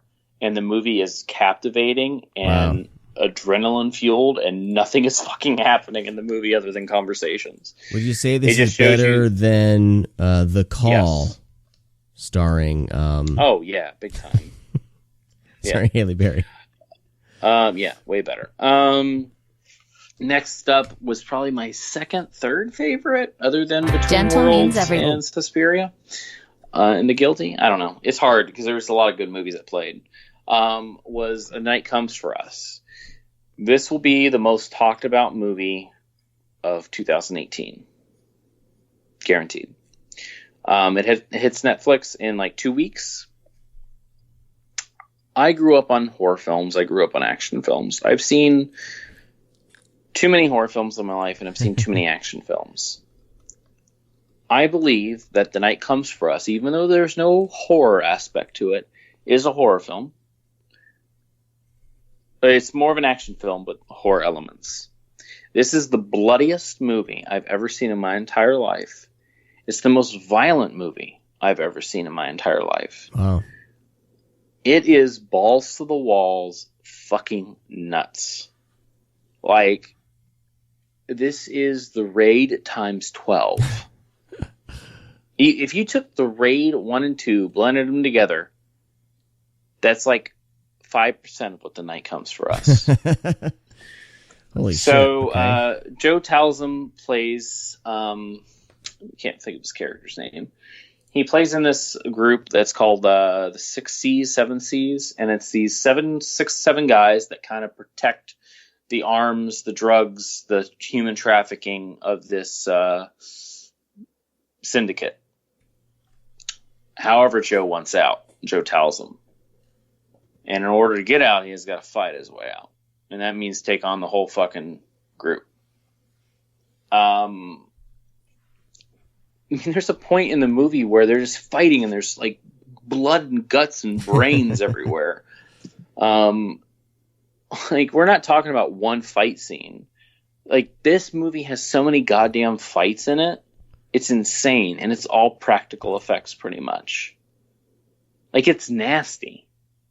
Like, I've never sat in an audience where people were moaning and groaning and being grossed out at Fantastic Fest. Like, screaming at the top of their lungs. Like, oh my fucking God. Like, at one point, my buddy ordered something, and the waitress, like, because the servers try to duck down while they serve you, so that way they're not in the picture. And sometimes if a big scene's going on, they kind of wait in order to take you your stuff. Yeah. So, like, there's this part where they just take this fucking hammer, and they just start beating the guy in the face. And, like, they hook it into his, like, fucking face, and they rip it off, and it splits his face open and shit. And the waitress just is walking by, and she just goes, Jesus fucking Christ. Like, you know, like, this movie is just fucking crazy, man. Like, I've never seen anything like it. I mean, it is fucking bloody.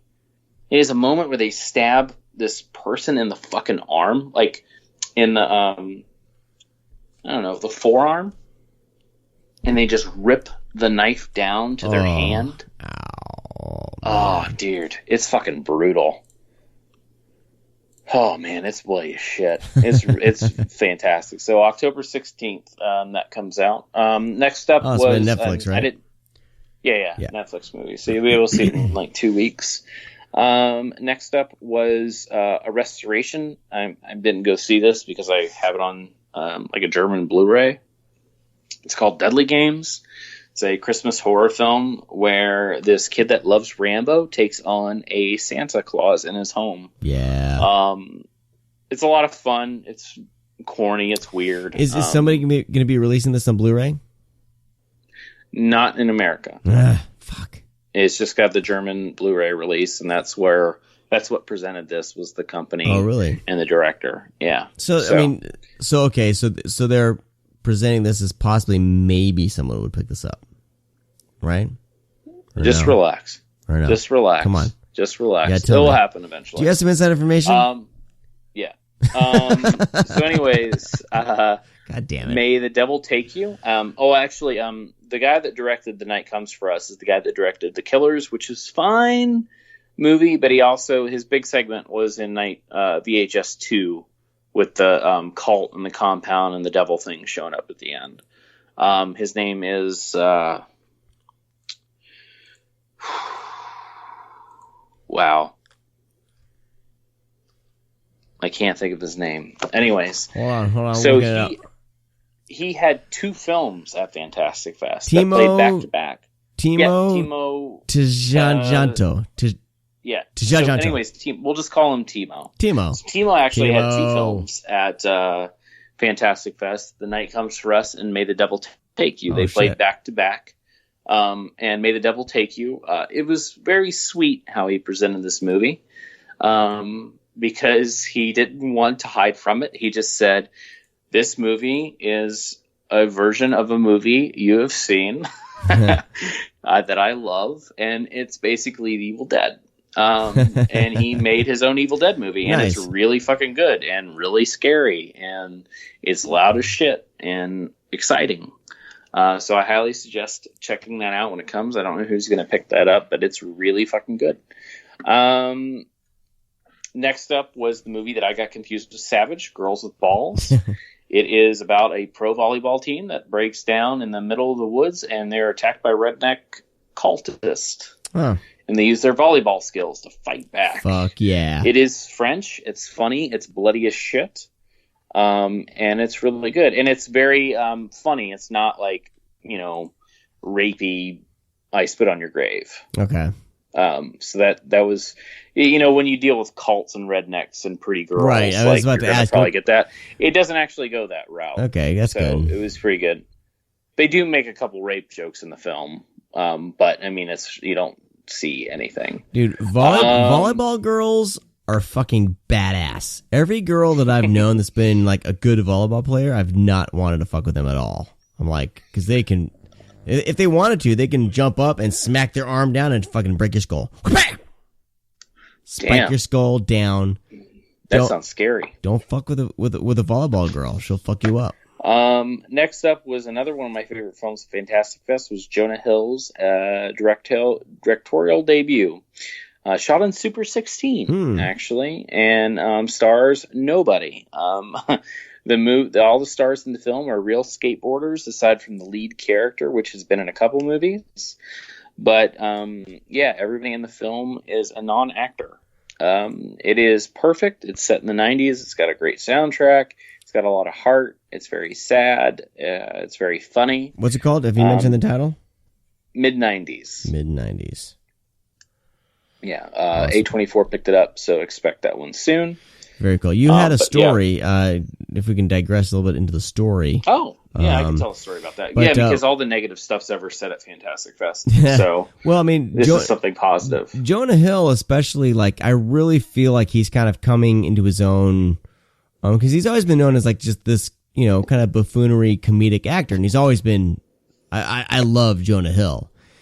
He's in a TV series, a Netflix series called Maniac, and I've only seen the first episode, but he's really good. He's really kind of tried to tap into more of the dramatic acting, and I feel like he's a person that has a lot more going for him than just a comedic actor, and that's always, it's funny. That's always like the goal of some of comedic actors, is to kind of be taken seriously eventually. You've seen it with you've seen a lot of comedic actors try for the drama, but seeing him like direct a film like this. Like what kind of genre would you say that that mid-90s slides into? Like drama? This would be he it's definitely drama. Because he's not starring in it. He's directing it. No. Yeah, he just wrote and directed it. He said it himself. He is a huge fan of the movie Kids. Okay. And this is his Kids. Okay. And it's very reminiscent to the 90s, very Harmony Korine-ish. Just there are a couple moments where it has to deal with sex with the younger kids, but I mean, we all dealt with that. Yeah. For the most part. So it doesn't. I feel that Harmony Korine exploits his characters. Yeah. And actors. Jonah Hill didn't do that, which I thought was a very more serious approach. And also in this day and age, I think we need to be a little bit more careful with child actors. I mean, it still kind of goes into a scene that kind of gets uncomfortable because the kid's only 13 in the film. But I mean, it works. It's very classy how he handled the situation and the film. But speaking on that, there is I forget the name of that Nirvana song. It's the Old Man acoustic song. I can't think of the name. But anyways, it plays in the film while the kid's doing his business in the bedroom. Well, there was this question that was asked by the audience, and I thought everything was handled perfectly. Especially being at Fantastic Fest, which is still kind of recovering from, a lot of accusations and sex stuff. And it should be. I'm not, dismissing that at all. But it's just kind of how everything's unfolded, which is good because it also brought a lot of things to light. They're trying to clear things up, blah, blah, blah. I think it's a good community. I think it's getting better. And doing so, Jonah Hill's a child actor, and he's obviously have a lot of friends that are child actors too. So the question of the audience, I thought the question was a little dumb, but some guy asked the kids if you could lose your virginity to any song, what would it be? And Jonah Hill just completely jumped in saying no. Like, these kids are like 13, 14, 15. He's like, that's not a good question. Let's be respectful of their ages. Let's move on. And I thought, shit, you just own like the fucking audience, and you gained a lot more respect from me. Yeah. Because I thought that was really well handled. He just shut it down and moved on. Like, it was an appropriate question, you know? I mean, if you asked my daughter that, I'd probably fucking, punch you in the face a few times. So yeah, I thought it was held perfectly, and kudos to him. Nice. So yeah, that's picked up by A24. So expect to see that eventually. Next up was Strike, Dear Mistress, and Cure His Heart. This movie is good. Wait, what's it called? Strike, Dear Mistress, and Cure His Heart. Huh. This is an odd movie. It took me a second to realize. I actually didn't see this in the theater. I watched this as a screener. And I had to pause it about 15 minutes in and actually do some research on the filmmaker to realize kind of what I was watching. I don't normally do this, but I was confused. So anyways, Peter Koplowski brought this to light. This guy has done like 20 movies. He's never had any movies distributed, and this is like his 20th movie. Jeez. And I couldn't tell if the film was poorly made, if it was on purpose, or actually, I'm sorry, if the film had bad actors, if it was on purpose, or both. However, everything's intentional. It's just a weird movie. It's really, really good. But you have to brace yourself because there's not too much like it. So Mickey Reese is the director. He's from Mickey Oklahoma City, Oklahoma. Yeah, and I actually got to see a few other of his films, and he is great. So, yeah, he's very talented. He's just a weird filmmaker, but in the best way possible.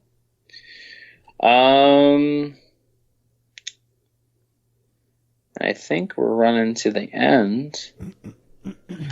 Under the Silver Lake, which is the director of It Follows and The Myth of the Great American Sleepover. Okay. This movie is hated by a lot of women, which that's their thing. You're allowed. It's hard to say, about how you feel about how people perceive the movie. I understand why they look at it that way, and that's fine. And they're more than welcome to have that, their opinion, obviously. But I feel that the reason why the movie takes this approach is because of the setting that they're trying to create. I think the movie's kind of misunderstood by many people. And I'm not saying it's against women, because it'd be fucking stupid to saying that women don't understand the movie. They obviously do. Right. It's just that I think that the way the movie's crafted fits the reasons why. And this is what I'll get into. So we're talking about a 2.5 hour movie here, which is insane. It's an insane movie, but it's very much a neo-noir film. And it tries to really emulate the 50s and 60s of that time in cinema, but also modernizing it, making it set in, I think it's set in 2010 or something. Mm-hmm. So that said, there's also this aspect of kind of the freedom of sexuality. So there's a lot of nudity in the film. I mean, even to the point where Andrew Garfield's naked quite a bit. There's, that's not necessarily a bad thing. I'm sure a lot of people would be fine with Andrew Garfield naked. Well, there's also a lot of female nudity. Right. But I also think it's to the point of the characters. Like, for example, one woman that's in the film quite a bit. It's not quite a bit. She's in the film a good portion. She lives next door. She's a hippie. And she just kind of wears this long skirt. She doesn't wear anything on the top. She just lets her, boobies flow.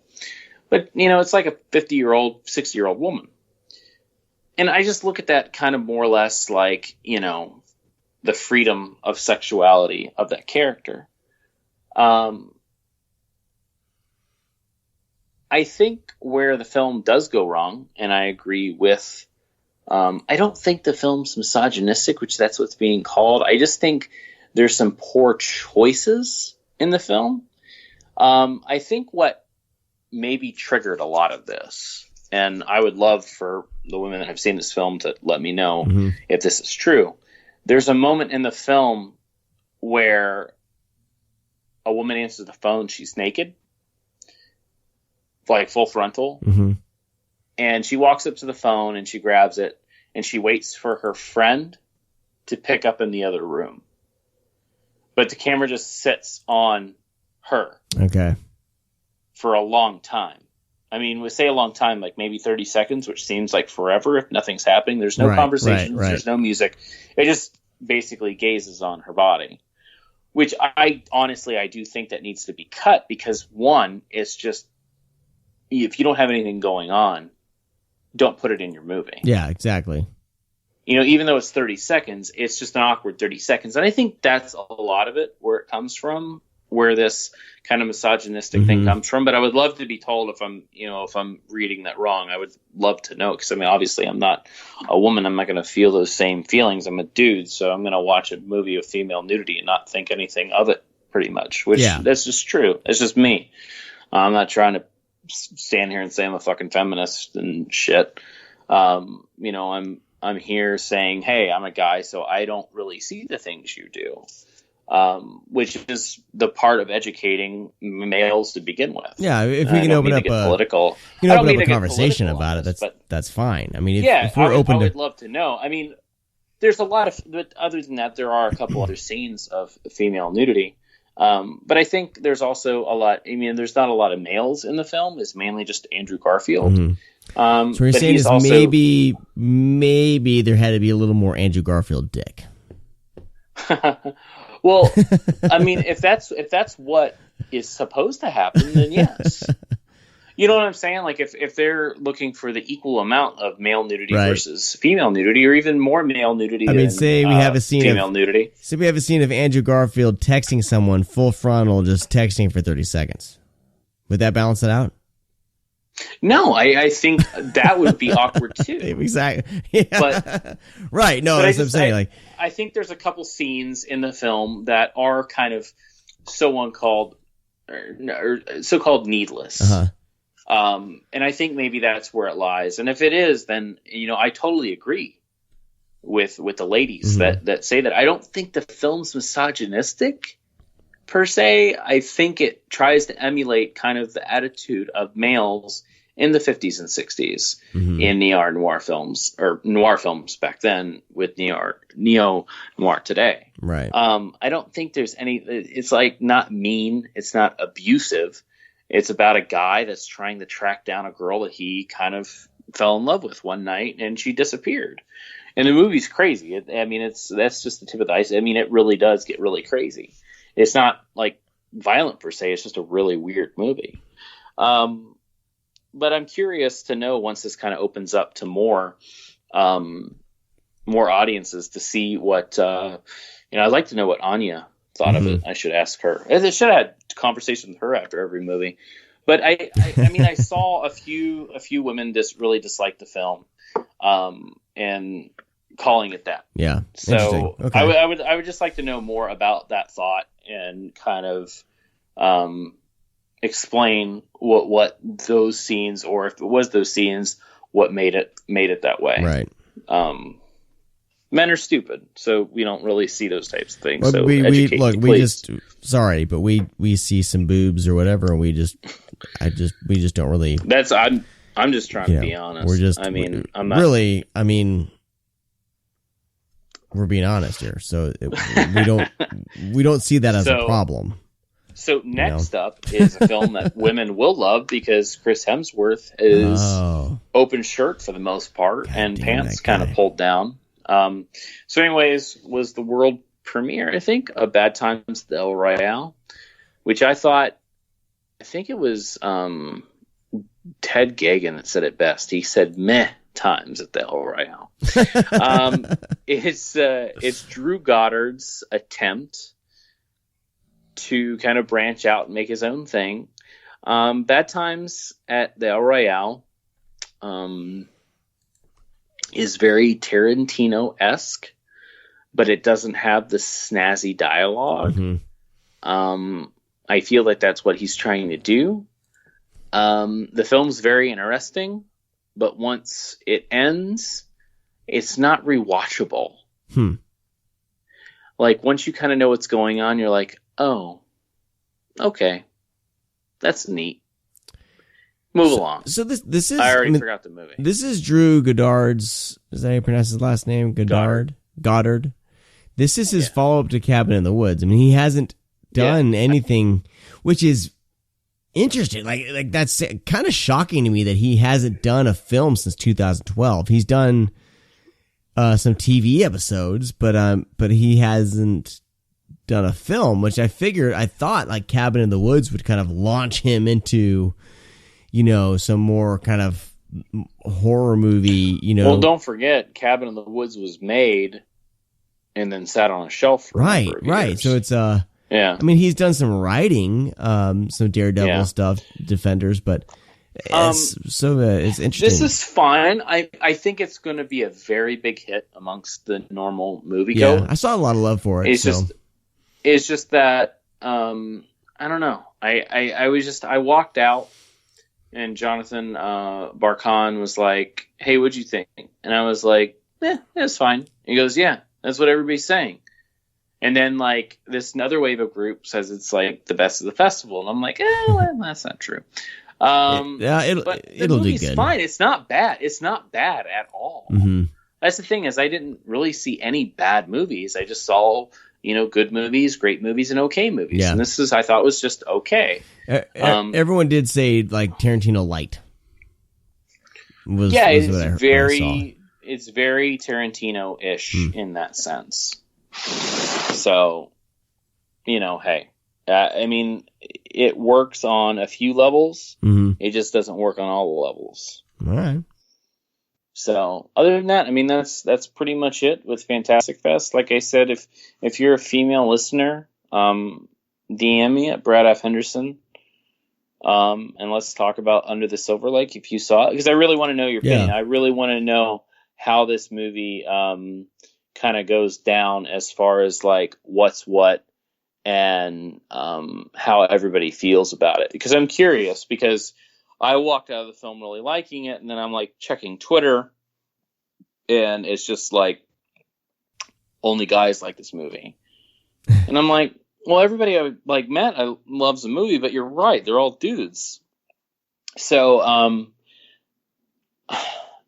mean, there's also kind of like this, I mean, the guy, like Andrew Garfield's like a movie lover because you see all these like, posters in the back of his like room, and he collects like Playboys and Nintendo Power magazines, and Zelda plays a factor in the film. And there's also this weird, like, creepy lady that walks around naked. So I mean, I guess I'm starting to actually think about it now. It's like, okay, now I kind of see what you're talking about. But there is a lot of female nudity in the film, and maybe that's where a lot of this is stemming from, kind of like the male gaze of the film. So I'm actually going to DM Anya tomorrow and ask her if she saw this. But I mean, as long as us as guys who are going to miss this stuff because we're just going to see, the nudity, if we're open to the conversation and aren't dicks about it, like that's half the battle there. You know, if we can fucking grow up and kind of, you know, get a sense for why some certain things are problematic, like that's, you know, that needs to be, I mean, that's a good thing. But anyway, you know, I think but that's what I'm saying is, like, your attitude towards this film, like, even though you did enjoy it, like, having that thought, you know, about, you know, how a woman would approach it, or seeing that thing and being open to the conversation, like that's huge. Like, I think a lot of guys need to be more for that, being open to that kind of conversation, because we need to figure something out and not be such assholes. But yeah, I mean, I'm still gonna like the movie. It's just I want Right. to know, you know, kind of where that's coming from. Yeah. That's And good, man. you know, so David Robert Mitchell was the director. So nobody asked him about it. He didn't have anything to say about that. Was there any? there was, but the question was cut off. Huh. Interesting. Okay. The question was, you know, the question of female nudity, and he said, you know, well, you know, there's a lot of male nudity too, and it just kind of left it at that. Here, give me. I was trying to scroll through, Googling Under the Silver Lake, to see, you know, because I know that there's a lot of females. It's there's more. I think there's more women in the Under film. the Silver Lake, and can't remember last time I felt like a movie was so disrespectful of my time. Huh. That was a lady that said that. I was trying to see if there's anything else. These are, like, I was just trying to see if there was any. You can close up. I'm still looking. You can close up the show. Well, no, I did want to ask you though. You did mention hygiene early on in the episode, and you said that this time around that there was not the persistent smell of yeah. of Well, body there's a lot odor. of women. There's a lot of women at the festival now. So, and it wasn't as bad as far as, like, you know, smelly people. So that's progress. Yeah. So I'm pretty excited about the turn of events with smelly people. Well, wrapping up here, I know last year there was a lot of kind of drama leading up to Fantastic Fest. I have a feeling, I mean, there are still the critics out there kind of giving a side eye to Alamo and Tim and everything. But from people that have gone, I feel like this year and then moving forward that is still a conversation, or at least kind of in the background of something that they really do want to change the perception of. Do you get the feeling of that? Are they an organization that is I think committed they do. to grabbing this by the horns and making sure that they don't have that reputation? Because you know, I mean, it got pretty. It's still a heavy thing. A lot of people are still kind of concerned about it. You know. Yeah, I think it is changing, and I think it is for the better. So it's just going to take some time to be able to create exactly what they want, but I think they're on their way to do it. Mm-hmm. I think it's very positive with the changes that are being made. And they are trying, and they're very open about it in that sense. I do think still some things were handled incorrectly. But, you know, you kind of have to focus on what's going to happen rather than what should have happened. You know, like, you can't change the past now. All you can do is, you know, focus on the future. You know, you can harp on Tim League a lot, which is, I mean, if you think he deserves it, he deserves it. That's fine. I'm not here to say you're right or wrong. Yeah. But I do think the only thing that is that I think we have to look at it more positive is the change. Because if you want people to change, you can't condemn everything that they do afterwards. Mm-hmm. You know, you have to be positive. They're trying to make changes, and we have to embrace that because that's what we're all about. We need people to change. We want people to gain knowledge, to become smarter and aware of their actions and change. You know, if you just harp on everything that they do or have done negatively, then, you know, it's not going to warrant too much change. Yeah. I mean, I think Tim League has done a lot, you know, handing basically the festival over to Kristen Bell and Evram Esroy, who basically run the thing now. I mean, Tim League was there. He showed up. He showed up to a couple of events, participated in an event or two. But, I mean, that's just what he was doing. I mean, his presence was kind of low profile to an extent. But, I mean, my thing is that I don't think he ever really, like, I felt like there was a true apology. I felt like there was more like just like hey, this is why I did this. Mm-hmm. Rather than saying, hey, you know what? I had time to reflect. I kind of fucked up on that. Should have been more honest. I'll be more open now. I'll be more honest now. But I still think, you know, he's still a good guy. I mean, I think he was just trying to help a friend at the time. Yeah. But I think it was definitely the wrong way to go about it. And trying to hide it is not very smart. It's kind of, I mean, the same thing with, the same thing kind of happened with Shane Black with The Predator. Right, yeah. You know, he wasn't up front. He apologized for it. I thought it was a sincere apology. Yeah. You know, he's honest. He said, look, I was trying to help out a friend. I fucked up. I feel terrible. Now this whole night is in, you know, the shadow of my mistake. I fucked up. I won't do it again. Right. Yeah. And I was like, well, shit. You know, that's exactly the perfect response to that. Yep. I mean, but I don't think Tim League did that. Right. But, I mean, hey, who am I to – I'm not here to judge what he should have done. Like I just said, I think right now it's about moving forward and about making the film community safer. I mean, you can guarantee that nothing like that's going to happen at Fantastic Fest now, which is a positive thing. Right. No, I don't feel think like anybody's going to harass anybody at Fantastic Fest because your ass is going to get kicked out. Yeah. You're going to be made a public mockery, and you're going to lose your badge, and then you're going to be shunned by the entire film community. Yeah. So therefore, in return, this incident that was terrible is going to help in the future. Yes, it sucks what happened.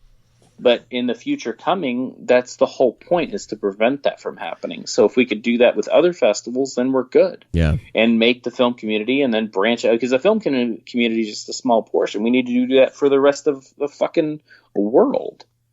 You know? But you got to start small. You know? Start here, and then hopefully other things will happen. And I mean, I think everybody is more aware than they used to be. Mm-hmm. And I think that's very positive. You know, we just have to keep implementing that, smack people's hands when they're wrong. You know, I mean, it's time that we change, and it's time for women to run Star Wars. It's time for women to run this fucking country. Fuck everything else, man. Like, I think it's time for guys to step aside for a couple of decades for sure. All right, man. Yeah, re-edit Under the Silver Lake and let's go, I guess, you know? Yeah, but, you know, get some more Andrew Garfield dick. Good to go. Hey. That's not, I mean, not saying I want to actually saw where see that. I mean, well, guy said the movie was sexist. I just saw that. So, yeah, I saw where a gentleman said that the film was sexist. There was another one saying only men will like Under the Silver Lake. Wow, okay. Which is not necessarily, I mean, I see a lot of ladies praising. Hey, here's Mecca Melissa. We know her. Yeah. She said today's been a home run after home run, with each getting better and better than the last. Holiday, Under the Silver Lake, and One Cut of the Dead, the latter of which is by large and top of my favorites. All right, well. So, I mean, you have positivity from her. So it's probably going to be mixed. I'm not going to say every female is going to fucking hate this movie. But, I mean, if they do, I'm not going to disregard that. Obviously, something's bothering them, and I would like to know a little bit more. Exactly pinpointing what is actually the matter, which I imagine I'm on the right track. Yeah. It's just very male-centric, but, you know, explain a little bit more. I would like to know more about this.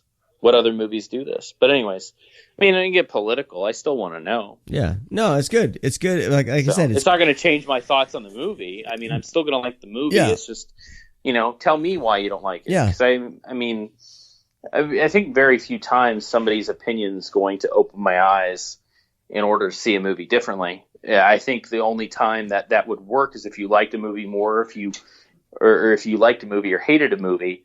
I don't think it's going to change your opinion on liking it or hating it. I think if you like, for example, Jeepers Creepers. Jeepers Creepers, it's movies okay, like whatever. When it came out, it was fun. But growing up and knowing more about it, the movie's not that great. But then when you hear BJ say that it's basically Victor Salva's fantasy because he's like eating like males, it's like, oh yeah, I kind of dislike that movie a little bit more now. Or something says something about a movie like mid-90s when you're like, oh yeah, Jonah Hill's like said this at Fantastic Fest. You're like, oh, I kind of like mid-90s a little bit more now. Right. So, but I don't think an opinion like that would change your, your thoughts on a movie. I don't know. I'm just curious. Interesting. Well, hey, I look forward to hearing more about the conversation, but that's, like I said, that's half the battle, is being open to conversation and not closing yourself off to, Stephanie needs to watch it. Yeah. There we go. All right, man. Well, I think that's going to do it for this episode. All right, man. Everyone make Thanks sure. for having me on the show. Yeah, you're welcome. Invite me back. Come by anytime. Yeah. Everybody make sure you stop over to thescreamcast.com. Find other shit over there. You can find our kind of spin-off podcast. We have Xenopod from the year 5000, which is my science fiction podcast. The most recent one, we talk about Fire in the Sky with Anya Stanley. Also, Mike Delaney, with or without Brad, has been spiraling the THESOVPOD podcast into something just bizarre, wonderful, and batshit crazy. They just wrapped up the 8-part series on Heavy Metal Parking Lot, which is a 16-minute documentary. I think in total, this podcast episode, if you put all 8 episodes together, it's got to be at least 4 hours long. So Mike is a crazy genius, and Brad, you have been on the recent Normal episode talking about a couple of films, and so everyone make sure you check that out. Check out our sponsors. Go to our sponsors link and check out Coffee Shop of Horrors. Use our code Screamcast to get 10% off your order. Big thank you to Wolfmen of Mars for providing music, for Kevin Spencer for providing the artwork. And you need to check out grindhousevideo.com, everybody. Make that your first stop for movie buying, because there's a lot of good shit there. So check that out. I don't think I'm missing anybody. If I am, I'll make up for it next episode. But there you go. Again, huge thank you to all of our Club Scum members. You guys rock, and you keep us motivated to keep this crazy thing going. And with that, I will say good evening or good day. Good day to you, sir. Brad, do you have anything else to say and what you're doing or whatever? No, that's it, man. All right. Talk to you later, everybody. All right. See ya. Oh, don't tell me you're leaving. The party's just begun.